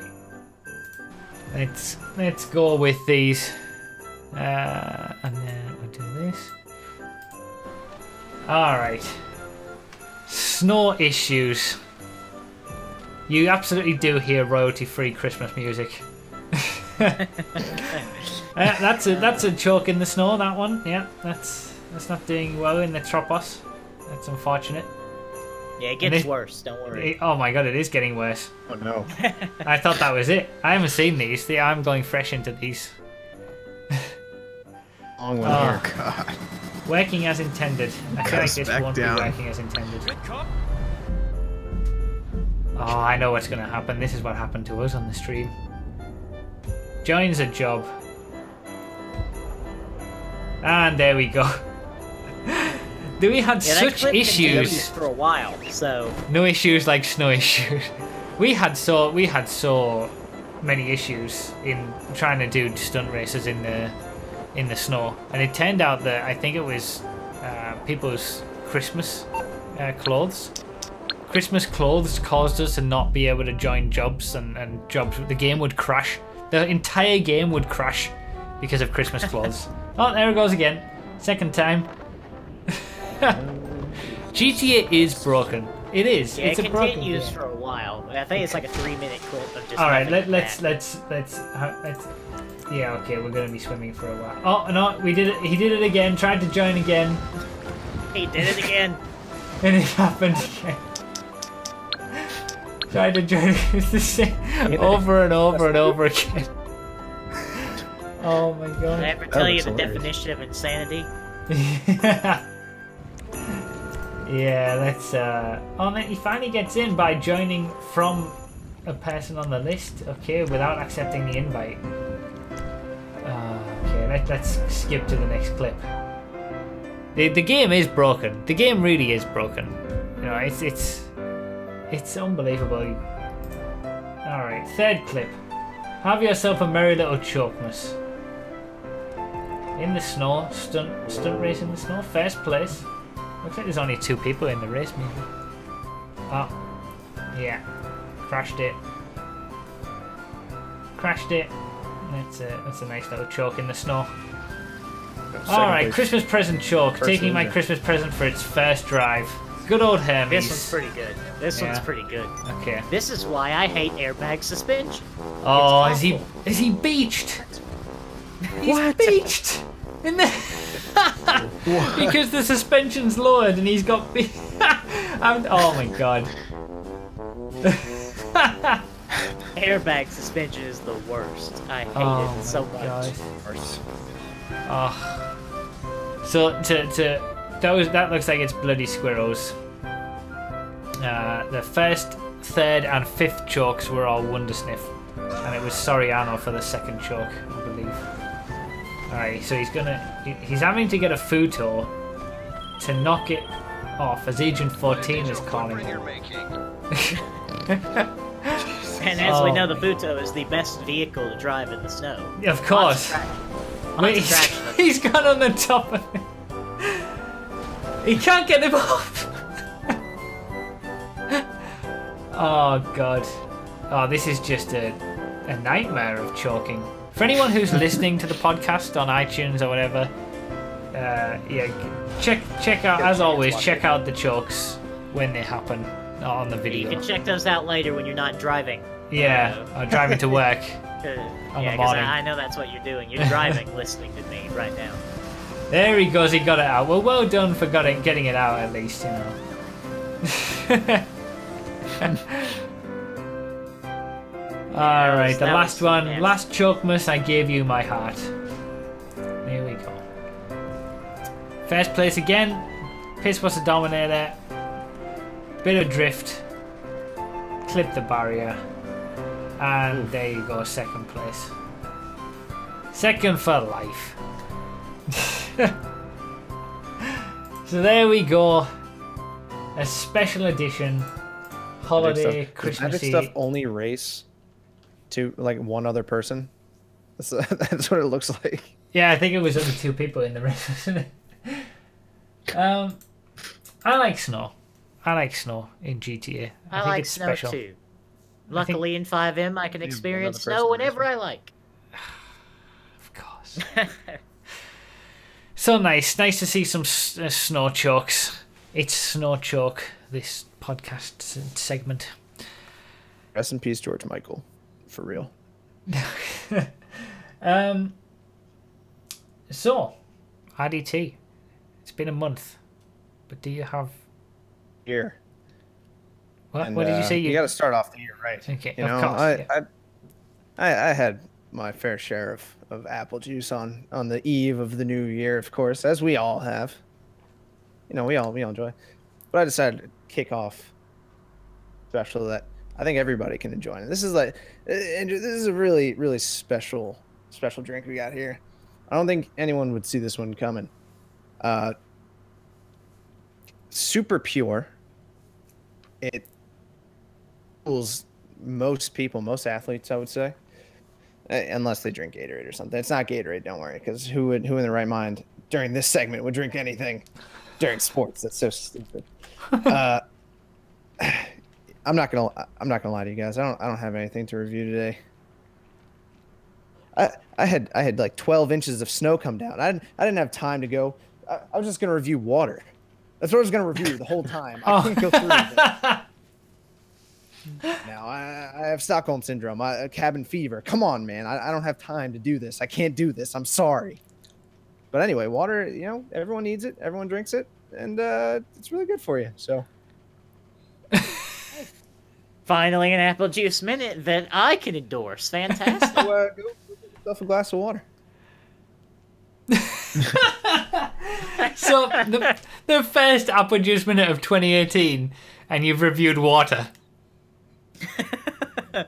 Well, sometimes, you know, Great. at the beginning of the beginning of a year is a time to reflect, I feel, and to see where you've come from. You know, RDT wasn't always someone who drank apple juice on a daily basis. You know, there was a point in his life where he drank simpler things. So we got to look back so that we can continue to move forward. Okay. Eloquently put. I'm drinking water too, by the way. It's a good drink, yeah. Refreshing. I just had a drink of water. I don't There have you any go. water. It's in there. Oh, nice. All right. Then the side Happy down. New Year. Is this April Fool's already? I know, that should have been your April Fool's podcast, Apple Juice Minute. Is it really a lot of snow? Is that the reason you couldn't get out? Yeah, I did like 3 Yeah, hours it's of pretty shoveling. bad. Even Oh, really? Alabama's in a hard freeze warning, so Oh, I wow. imagine they're terrible up there. Okay. Well, to be fair, It you was- forgot it the was chair brutal. due to snow, so you're in no position to insult Addy. Okay, okay, fine. Okay, fine, If you get to take a break from your testing because of snow, I think I can take a break off my segment because of Okay. literal snow. Okay, that's fine. Come on, man. Are you feeling the pressure of having to do this Apple Juice Minute every podcast? Is it wearing you down? Man, No? I'm a born showman. Okay. Okay, Bar fine. mustache. All right. In the $5,000 pair of pants with a handlebar mustache and a flannel, looking like scarce out here. Come on, man. I'm scared. Don't you ever accuse me of that. Okay, fine. Okay, fine. It's just the snow then. Okay, we'll leave it to the snow. He has a sub-teacher image to uphold now. Yeah, that's it. If any of your students end up watching the podcast or I've seen you on the podcast, oh, that's going to be an interesting That'd be day. New Right. career. If this podcast suddenly it's- blows up, becomes the most watched thing on YouTube, then you, It's, to be it's a fair, How- huge I've shame always- because I heard there was a Right. huge shortage of leather patches for blazers in New Jersey. So how have you been handling that? Like on the elbows. On the elbows. That would be scary. That would be scary. I don't know. I've always dreaded the day that someone recognizes me in real life. I don't want to go through that experience. I don't. Yeah. No. I think No you're thanks. living in the right place for that to minimize the chances of that, I suppose. Yeah, there is one other man that I know that lives in Alabama. Unfortunately for him, and that is Draconis. Yeah. And I think he lives far enough away from me in this state that we'll never see each other. So hopefully no one knows me. Yeah, have you? What's been your experience, Mikey, of in real life meetups with people? Have you done any? Have you met anybody in real life from someone who you've known on the internet before? No, my friend, he wears a CGH like sweater all the time, and he was at a baseball practice, and he's like, "What's that on your sweater?" He's like, he turned around and he saw the CGH logo. He's like, "I watched them," so I didn't get to meet him.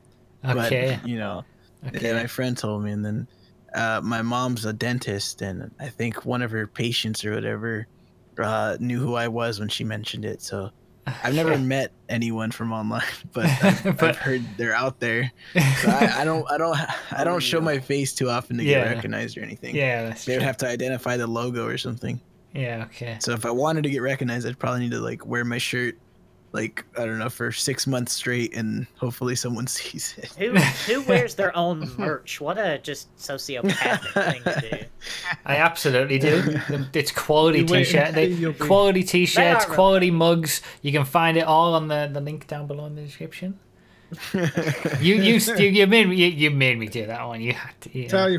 Tell you what, Mikey. After you've been on this podcast, you'll be getting recognised left, right, and centre. Yep, that's not. true. Big That's true. Yeah, it's Change your world famous life. Choking hazard. Yeah. World famous. World famous. 200,000 World subscribers on famous. YouTube. Oh, this is the pinnacle now.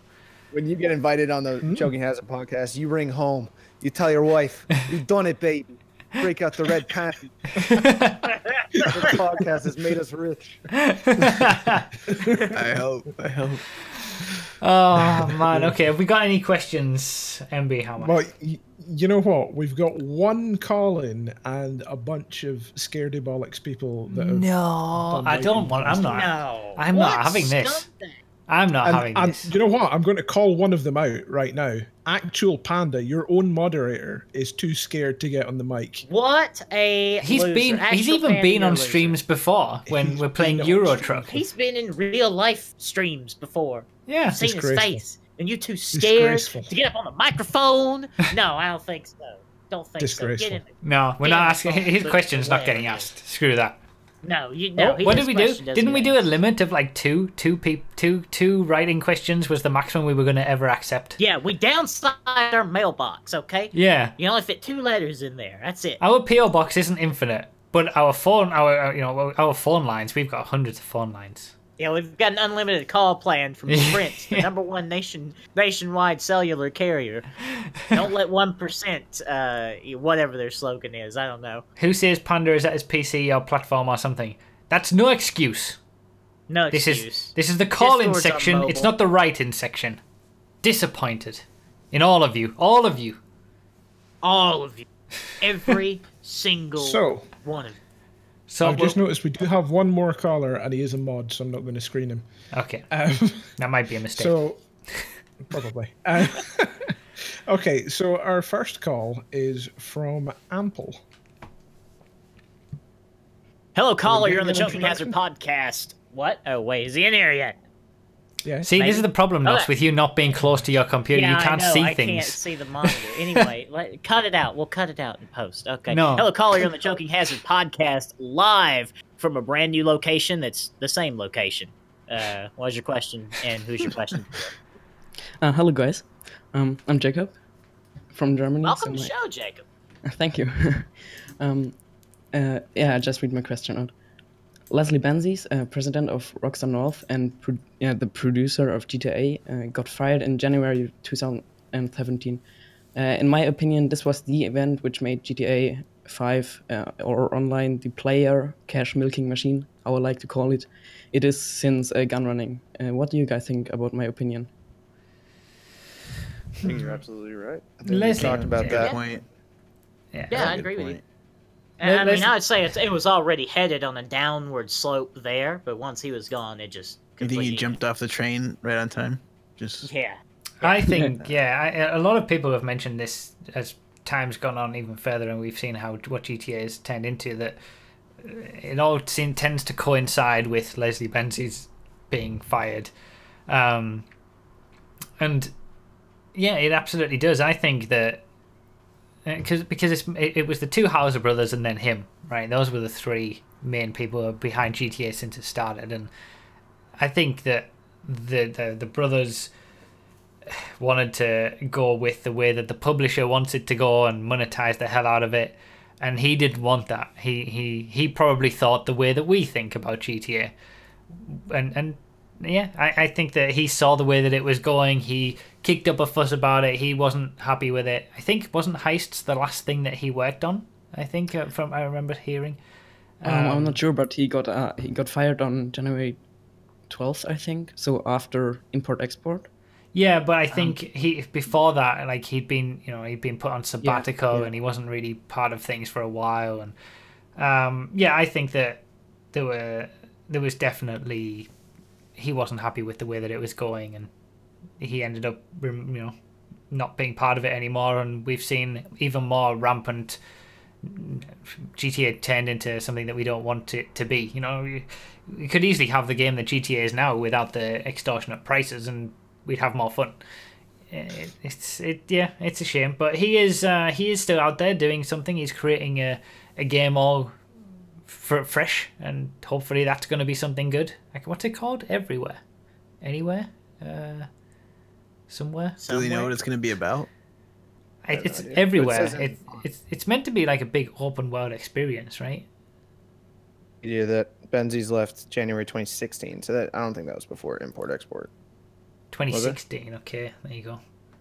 Yeah, I think Heist was the last. I remember reading something that Heist was the last thing he worked on, and then, I mean, Ill-Gotten Gains came after that with the high prices. I bet he didn't have anything to do with that, and that was when it started. So, yeah, it is definitely hopefully we get something good from him. I respect him. We need to get him on the podcast. Can you imagine if we got Leslie Benzies on the podcast as a guest? That'd be amazing. That would be incredible. Like I said, man, we got to get Daddy Trump on. we got to get DT, man. It would be so good. We'll have to send out some messages. We'll have to tweet at him and all this kind of stuff. Come and answer our questions. It would be great, and we'll hear what he's doing next. Because hopefully he's it is the way that we think, and he worked on the good parts and he got sick of what it was going to turn into, and I can respect that. But yeah, thank you for the question. Appreciate it. Good question as well. All right. Who's next? Amber, why don't you take this next call? You've never taken a call before. Why don't you do this one? He's not even in here. Oh, bro. He's not listening. What? Oh. Well, make Hammer do it. We've suddenly got a load of people in the phone bank. I'm seeing. He's probably inundated with people. All right, so we might have to wait here. Has it been the end of the questions? Yes. I apologise. I've been very busy. The phone bank suddenly lit up as if it were Christmas. They said, well, if this German kid who speaks perfect English can do it, I guess I can. Yeah, exactly. See? Our complaints didn't fall on deaf ears. Call? Yeah. MB Hammer, you've never done an intro. Yeah. I'm not prepared for this kind of thing. I'm stressed out at the moment, so somebody else can take it. Oh my god, everybody's moving about. And just drag somebody in. Okay, this is Shoeless JP. Somebody do an intro? Yes, do an intro. You. No, it's not happening. It's not happening. This has been. He's the producer. He's the behind the scenes man. Podcast, the #1 podcast.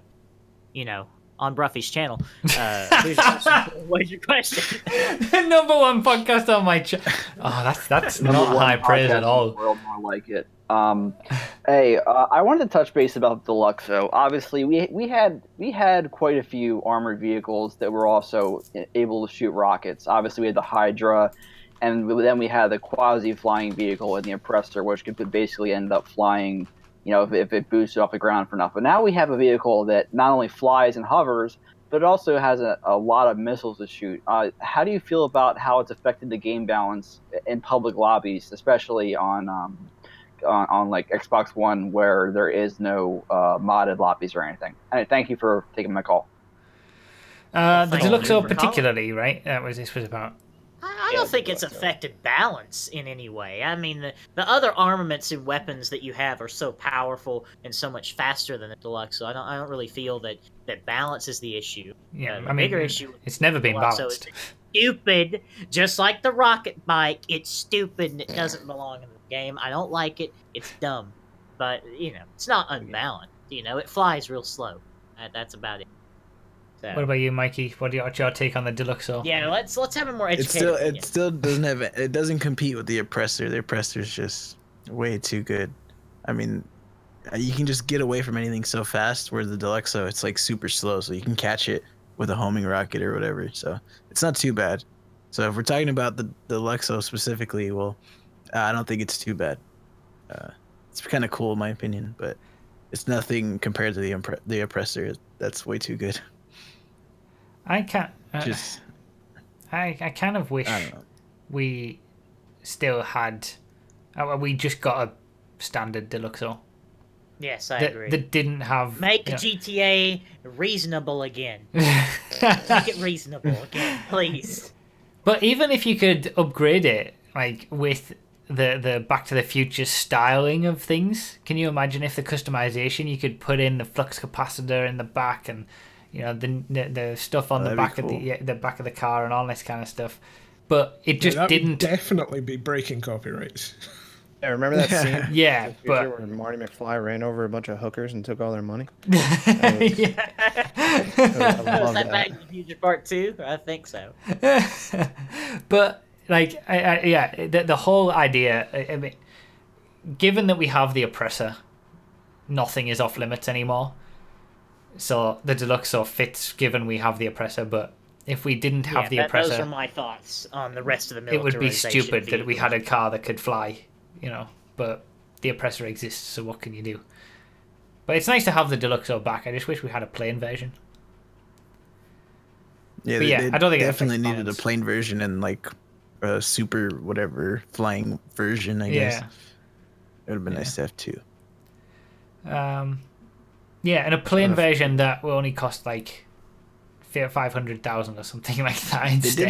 They did it with the Kuruma, wouldn't they? And they did it with a few of the armored vehicles. They should have done it with all the other ones too. Yeah, but this is GTA these days, so thank you for the question, Shirless. Yeah, thank you for the question. Who's next? All right, next up we have K-Dog Honda. I'll do the intro. Welcome, caller, to the Choking Hazard podcast, the only podcast where the producer chokes more than the guests. What is your question, and who is your question for? My question is for everybody.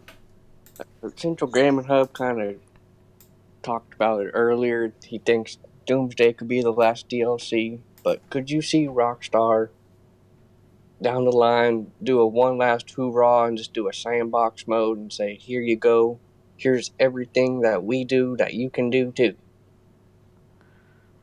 That'd be cool. I have a question for you. Do I know you? You sound like a cousin of mine. What'd you have for Thanksgiving? We might have been at the same family get together. Might have gone on a date. I'm gone. I'm done. This You're podcast. It was all going so well. K-Dog's accent. K-Dog's fake Alabama accent has ruined me. To answer the question, I think. Well, I don't even know what the question was. You don't even remember. Hoorah! Whether Doomsday is the last DLC, or if they could do one last sandbox mode and just say like, "Hey, look, this is everything that we can do. Now you can do it." I don't think they would do that. I don't think they'll stop adding things to GTA even after Red Dead's out, because shark cards make so much money, and making car models and just basically copy and pasting those is nothing. So I think they'll still continue to add things to GTA Online, but they won't do something like that where they can't make money. Supposedly, I was reading something about like some leak or something about different cars, and it was saying that they've got lots of cars that they've had designed for ages, years, and they've just not been released and not gone unused, gone unused, and they're just used as filler. So you have the main DLC vehicles that they develop, and then they just pick and choose various other cars, like the vehicles that we're getting now for drip feeding and stuff like that. Standard vehicles, which would go some way to maybe explaining why class balance is all out of whack and we get some weird decisions because the cars might be a few years old, and then they think, all right, well, this one we were going to put in the sports class, right, when it should have really been in supers, stuff like that. But I think they've still got a lot of that stuff backed up that they can just continue to release, like RDT says. Maybe they won't have big DLCs again like Doomsday, because it did seem like it was such a fan service ending to GTA Online, but they're always going to put stuff, new cars, adversary modes, I'm sure will continue, because they make so much money off it. They're not, but it is weird to think what the future's going to be. Where do they go from GTA Online for the next GTA, for the next year of DLCs? What are they going to actually do? What do you do after this? I don't know. Yeah, I mean, I always used to think that the 3D modeling of the cars would take quite a long time to do, but I've been totally proven wrong, particularly with this DLC and the Autark, because the Autark borrows heavily from the McLaren Senna, and that was announced 2 days before the DLC actually dropped. So the I thought the Autark was the Glickenhaus thing. It is at the front, but at the back it's heavily inspired by the McLaren Senna. Okay. Yeah, it's I mean, closing cars. I don't it's think even got the square slot at the back for where the exhausts would go on the McLaren Senna, but it's not where they go on the Autark. Okay. It's ridiculous. I don't know. I had no idea they could turn it around that quick. I don't think that it takes too much to make new cars. So, no, if you're an employee on salary and you have an 8-hour workday, but 2 days, Yeah. and it was announced on the weekend as well. It was announced. It was leaked on the Saturday midday and announced Saturday afternoon, and then it came out in GTA. It came out in the downloads for Monday. So yeah, quick work. Wow. I don't know. I'm still not too sure about this. It could be coincidence. I'm feeling. Yeah, could be. But I don't know about that. look, We'll see. very similar. Anyway, I guess that's something that we'll never know. But yeah, they're never going to stop until the next GTA comes out, or it fully dies down, which won't happen until the next GTA comes out. So, thank you for the question, K-Dog. Yeah, thank you for the question. Much obliged. Next time, do your own voice. Keep on rodeoing, my man. All right, I'll see you at the next local rodeo. So, Mikey, what do you? We need Mikey's opinions. Good point. Wait, what was that? Like a sandbox mode, but do you think they would ever do it? I mean, I would love it. It would be cool to go in a free mode session and not have cops and all that, and just kind of create and cater your own session. But I don't think they'll do it. No way. They're not going to just stop, or they're not going to make something that just stops the cash flow, because then you won't need to buy shark cards, because you'll be able to spawn it in sandbox. So, like, I always thought director mode, I thought that was great, but you can't invite friends, so you can't even make like movies together with like spawning in vehicles and all that. You can't even do that with friends. Of course. So there's no way. Yeah. Anyway, what's the next question? Do we have another Colin? We have another person in the phone bank, but they're having mic issues at the moment, so unfortunately they're not going to be able to ask a question. We do have about 50 write-in questions, so Well, we're going to take two. Two. But we'll also take a writing question from the person who is in the phone bank and having mic issues. Yeah, who's that having seems mic reasonable. issues. An attempt was made, so Yeah. therefore. Okay, Jerry, if you're listening to the podcast, just pop it in the choke chat, your question, and we'll take that. We also had issues for Goober John, who had mic issues as well, so I'll let you know his question. It was to everyone, not just RDT this time. What is your favourite drink of choice? Alcoholic or non-alcoholic? Apple juice. What? Yes, what is your favourite brand of apple juice? Okay. That's sorry, Mikey. For that's a running joke in the podcast. That means beer. Yeah. Okay. Yeah, apple juice minute is actually alcohol beer minute. Okay. Mostly cheap beers. Yeah. I my favorite alcoholic beverage is actually white wine. But if we're talking strictly beer, it is Kronenberg 1664. Morty. Excellent. Nos can't drink because he's a babby. Yeah. I'm a baby both in face and age, so I like Sprite. Sprite tastes good. Sprite's good. Yeah. But I mean, I don't drink. I have no aspirations of drinking. But my favorite just has to be Natural Light because that's the drink of my people, and I support my people. So. How about you, Mikey? I'm 19. I can't drink. So another baby. Yeah, baby. Another baby. RDT. I think you've answered this before, mate. But Yeah, my favorite style. I don't have like a specific brewery or anything. But my favorite style are stouts and porters, dark beers. So Good stuff. There you go. Next up. it's not Sprite, it's Sprunk. Yeah. I think that's a little next different. Next up is a write-in question for hang on. I've lost Can't drink where at it was. 19. What backwards country is he from? Okay, so this one's from Major Copyright, and he writes, do you think Rockstar is making all these strange decisions because they don't want many people playing their game so that servers will run better? no. That's a pretty funny hypothesis. I like it. You only keep the people who are going to spend money, and then you get rid of all the people who aren't going to spend money but are going to load up the servers and make it break. Is that the theory? Yeah. No. Maximum profitability. So they'll turn away their client base that can't be bothered with this, and have their remaining client base as the payers. So there'll be less people to populate the servers, thus less cost to keep servers running.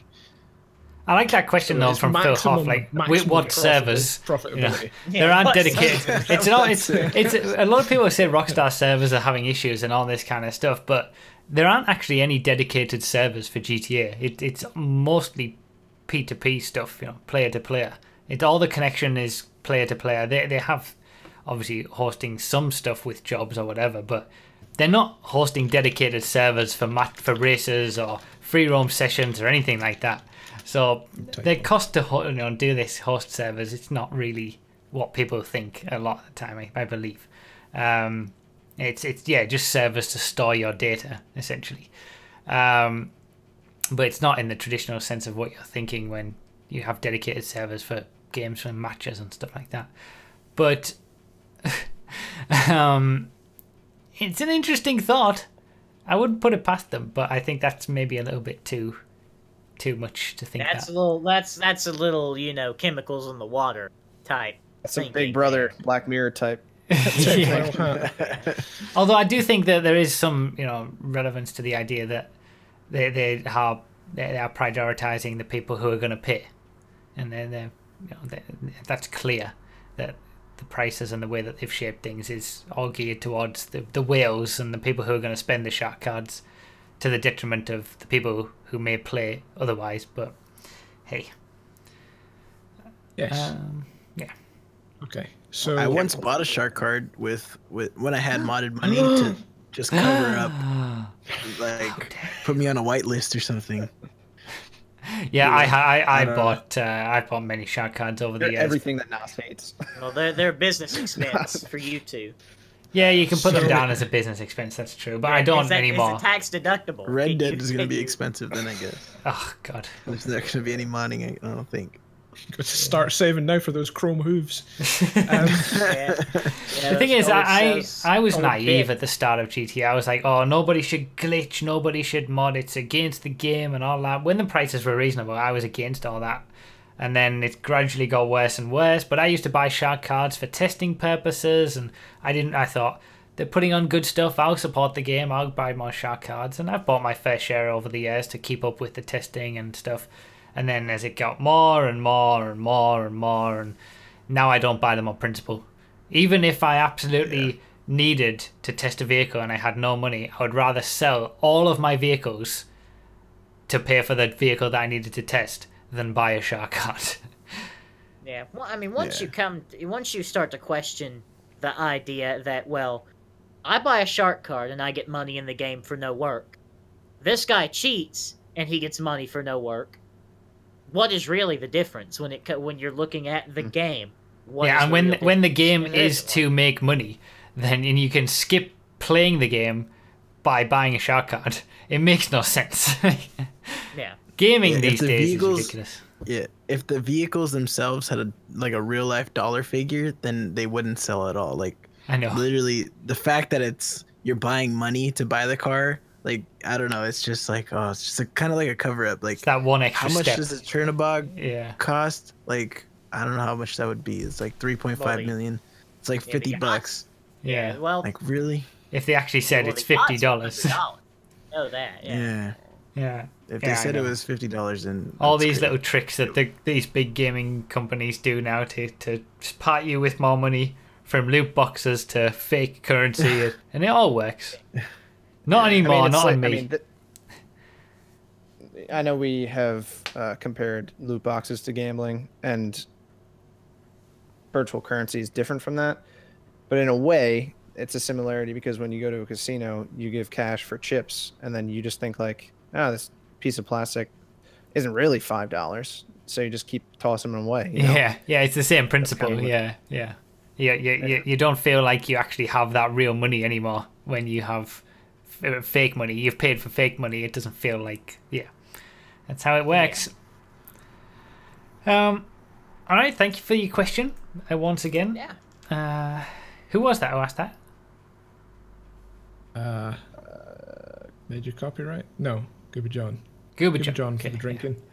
Drinking. We got slightly off track. Wait, the drinking? Yeah. That was Wait a minute. Wait, that wasn't the same question. That wasn't the same. No, we didn't get to that point of conversation from the drinking question. No, it was. It was about the servers. Yeah. Okay. Yeah. Troll trigger warning question for Nos. When do you plan on playing F1 2017? F1 is a trash sport, all right? It does not facilitate good racing. It's a boring sport. The only thing redeemable about Formula One is Daniel Ricciardo's beautiful smile. Excellent. Quick one. Ace Revolutions writes in, Mario Kart 8 Deluxe stream when? Never. Excellent. Do you honest question from Ace Revolutions, do you think you're going to make a slow transition to play more variety games? While GTA is certainly fun in large groups, he does wish non-PS4 players had other ways of playing with you, even if... Trust me, you don't want to play this guy. Trust me. Yeah, I mean, he's terrible. Yeah, I generally want to diversify, especially on streams, everything that I do. Just play a lot more different games, a lot more racing games, just variety is the spice of life, so I have plans for that. But I want to kind of put that onto what do you want to say, IDT? Variety is the spice of life. It's a good saying. Well, I was going to ask the same question to Mikey. Yeah, I was just going to say, because Mikey's channel is focused on GTA, and it's actually called Central Gaming Hub, like you explained how it started as different games. Yeah, it started. Yeah. Do you plan to ever cover Rockstar Games? Rockstar Games only on CGH. Yeah. I have other channels, but I don't have any videos on them because there hasn't been a game like GTA to catch my attention and want me to make content. Like I started a channel for Call of Duty.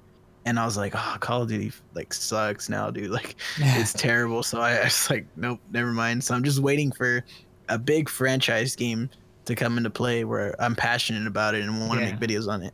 So Red Dead Redemption, by any chance? Were you a Red Dead player? Yeah, for sure. How much? Let's get it out. Get on the table. Somebody get me a tape measure. How long? how many hours did you have in Red Dead? A lot. I mean, get it out. Yes, I honestly don't know. But I played enough, and I have to say, like, the posse aspect of it was so fun. was Like great. getting in a group So and fighting great. other posses. Yeah. That was amazing, and the fact that you can like go in different sessions as a posse, it was amazing Yes, too. so Like, they need to easy. implement that back. Like, Yes. oh, now it's like everyone join the CEO, and then you get everyone in. Then, oh, I need to leave real quick, and then you got to start it all up again. It's annoying. Were you I wish they would have the 50 Can we not Legend? turn this into a Red Dead Redemption? I know you love it, Nos, Yes, but we can. What were you 55th Legend in Red Dead? Did you get to that point? Wait, what was Like that? the max rank, like the fifth. No, but I prestige, was fifth close. No, I was close. Legend. Okay, I did it twice. I played too much Undead Nightmare for that to happen. Oh, okay. I did Nightmare fan. That's interesting. Yeah. They should have had a free room for that though. Yeah, like, I agree. where you could play with friends. interesting that Chris Crash just put in the chat Central GTA Hub. If you turn the channel into a GTA channel, you could keep all the same stuff with the CGH, but yeah, it'll have to stay CGH. It'll have to stay. I don't know. The logo's already instilled in everyone's mind. Well, that Central GTA Hub, it's still a G. CGH, you know? Well, it's also a TA as it'll well. be Red Dead. Because then once I have the rebrand, then it'll be Red Dead time. Yeah, so that's it. That stops you from doing other Rockstar stuff. GTA man's screwed, man. There's been some what? He's gonna be out of work for like 4 years. There's been some very successful channels to come up from just GTA series videos, for example. They cover Rockstar games, and yeah, it's impressive. Anyway, I think, Mikey, I think you had a question for Bruff, didn't you? Yeah, I just wanted to know more about the testing. Like, I obviously, like, no one competes on the level that you do. Like, it's crazy. Like, no one even dares try to match your testing. I've seen like airport drag races, but the fact that you have your own tracks and all that, I just wanted to know more about it. Like, for the longest time, like, the cars would go around the track so smoothly, and I was like, oh, he has to have like some mod where the car just goes around the track and then he just counts the time or something. But apparently that's actually you driving the car that good. I was like, what the hell? I was mind blown. So I just want to know, like why'd you start doing that? Like, I don't know. It's funny you say that, because there was a comment on one of the recent testing videos saying, do you use some sort of program or something? Or is that actually you driving? I didn't know people thought like that. I started it because I saw a YouTube video of someone saying that the Carbonizer was the best car in the game based on the stats, the actual in-game stats, traction, speed, acceleration, which are all totally useless. And there was a massive YouTube video that was up just saying that was the best car in the game, and I was like, do you know what? I'm just going to test it. Let's just drive these cars and see which one actually is the best. And obviously, of course, it wasn't the Carbonizer. And that sent ripples through the community. People were like, no, it was hard for people to accept in the early days. But I've always been interested in motorsport and racing and stuff, so it was natural that when I started playing GTA, that I would bring that racing to it. And the testing the cars was just a thing that I did to be helpful, and it turned into what it is. I still feel like it's a rather niche thing, what we do with the racing, obviously, and the testing people find helpful, but it's not always relevant to them. But it's racing and all that kind of stuff is what I do and what I enjoy. Well, I'm glad I have you as a link for my audience to see how good the car is, because there's no way I could do any of that stuff. That's crazy. Well, really? What were we going to say? Sorry. Well, I was just going to say, what will really blow your mind is when you realize that Bruff's only above average of a driver. Right, compared to some of the people. Yeah, there's some very, because there's so many different tricks that you can do that you can take advantage of in the game, little ways the physics engine works and all this kind of stuff that makes cars can be so quick, basically, in comparison. Like, yeah, it's a different world, the racing community in general. But yeah, I think my testing is just because it's so complete is why it's so successful. But it's not complete at the minute because I'm still going back through it. But Yeah, without it, I'm sure someone would have been someone would have done it instead, but maybe we would just still have airport drag tests, which are horrendous. And I feel like making a video, because it's been a long time coming, about how you can't trust airport drag tests at all. It feels like it should be a thing out there to explain to people why and show the variety. Like the same car can get a 10-second drag and then a 9-second drag, and it can be quicker than one car one run and quicker than another car another run and then slower. I don't know, maybe I should do that, but are you telling me that the Cyclone is the best car in the game? The Cyclone is the best car in the game, obviously, because it just the acceleration on that airport drag strip. You've got Pariah with mid-drive and Pariah without mid-drive, which are two very different things. Yeah, that's true. I know it's interesting that, but the thing is, it's easy. The acceleration tests, the drag test, the airport drag tests are just so easy, which is why all the YouTubers do it, because you can just go to the airport, do 10 seconds, one run. Like, really, if you were doing airport drag tests properly, you would have to be doing it upwards of 15 times and average it out because of the level of variation within those tests themselves. But nobody ever does that. Nobody ever does proper testing. It's just easy. Drag test, straight, done, put it in the video. Well, not everyone has a maths degree, okay? Look, they're trying their best. They're trying their best. Anyway. Okay, so Knight and Jerry has finally written his question. He was having mic issues earlier, so apologies for that. We've got a couple more questions. We don't have a couple more questions. I think writing questions. You specifically said that this person. Oh, yeah, okay, but you said a couple more questions. Like, how many? It'll be fine. We've done so many writing questions now. What was this question? What was the question? Come on. Knight and Jerry writes, why do you think Rockstar never changes car classes even when it would make them money? Just for example, the Moonbeam, not cheap, but many would be glad to buy it for van races. Sentinel Classic, not cheap either, but could be competitive in sports classics, unusable in sports. It wouldn't even take a long time to rewrite the code to change the class, so why don't they ever change it? No, it's incredibly easy to change the class. It's very, very easy. It's just one line, I'm pretty sure. Yeah, it's one line in there. Yeah. Because that would, again, we will go back to earlier. It is a logical, rational, and well thought out decision. Therefore, they don't do it. So that's really the only explanation that we can give you. That's it. Well, I mean, there was something that I mentioned in a video, I don't know, a year ago, 2 years ago, whatever it was, that Rockstar get to a, like in game development in general, supposedly there's this, you get to a stage or a state of where things work, and reverting that or changing that is a big no-no. So to them, everything works. There's nothing wrong with the car classes. They are where they should be, because they're not seeing it from a racing perspective. They're only wrong to us because we race and we use those classes as we do. So these things, they work for them, so they don't want to change it. But I don't know. I don't know why they can't at least, you know, it's weird because they've done it with the Sterling GT. When they made the Sterling GT and usable in sports races and the shafters, they've in very small instances not changed a class, but at least made a car usable in a different class. And why they haven't done that across the board, I don't know. I genuinely don't know. But it's like the faction, as Thomason's just put in the chat. There is one flag, one handling flag on the faction in the handling code that makes it be so bad over curbs.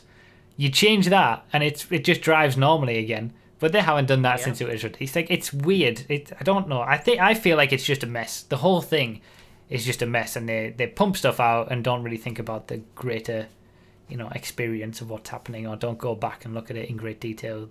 They don't have someone overseeing everything and saying, right, this is wrong. They just put it out. Yeah. Or if they do have someone or people doing that, you're not doing a very good job. Jeez. Banned. Instantly. Yeah, banned. How many lines of code do you think it'll take to add years onto the cars? To add years I just want that. Yeah. That is such a good idea. It really I'm is. sure, well, I'm like, sure imagine that owning that, like... I mean, there's Like, a transaction log, surely, in the Yeah. game code Yeah. on their server somewhere. So If you buy like an adder, you're like, okay, whatever. But like, imagine saying, oh, well, I've owned this since 2013, and the game was only out for 3 months. So you'd have to obtain $1 million in the first 3 months of GTA Online to buy that and a garage. So I'm sure that's like one of the rarest vehicles in the game. Car-based achievements. Yeah, Yeah, but I it's got a it's weird 'cause, 2014 like, Roosevelt. what I've Doesn't matter never. anymore. Yeah, I know. I do too. Mine doesn't have spare tires. I'm better than you. But yeah, I mean, it's weird, the decisions, because I've always said that why can't we store police vehicles in our garage, or at least buy them? Like, from a perspective of them making money, they could have us be able to go to a police website and buy the cruisers or the Riot, or especially now the way that the game is militarized wise. Fully All these upgraded different police vehicles. intercept- Yeah, Yes. like there's no reason why they can't do that. I just think that they don't think about it, or they focus on other things, or it's just all a big mess. And yeah, all the That's all of it. yeah, it is. Yeah. Anyway, next Good question. Thank you for the question. That was a good question, actually. That was worth waiting for. This has been the longest podcast so far, by the way. Hopefully they keep getting longer. Yeah. I apologise. People don't know how the phone-in section works, even after 21 episodes. I think that's about it.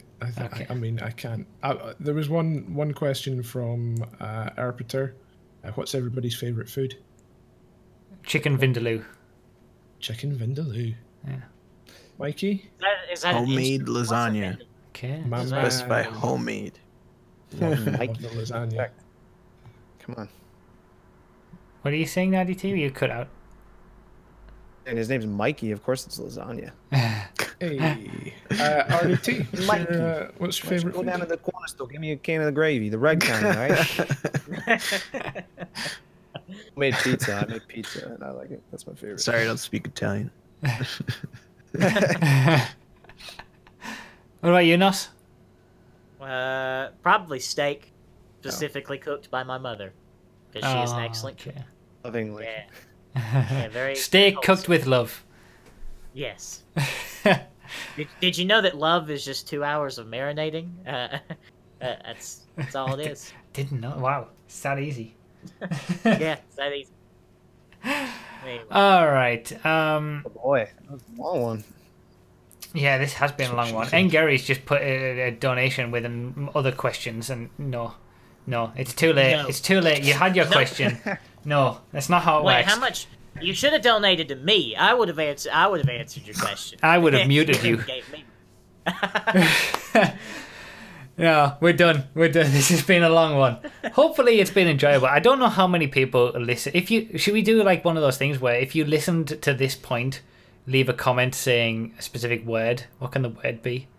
I don't know. Well, I'm sure people don't watch it Spandex. all at once. Yeah, Spandex. Spandex. Why spandex?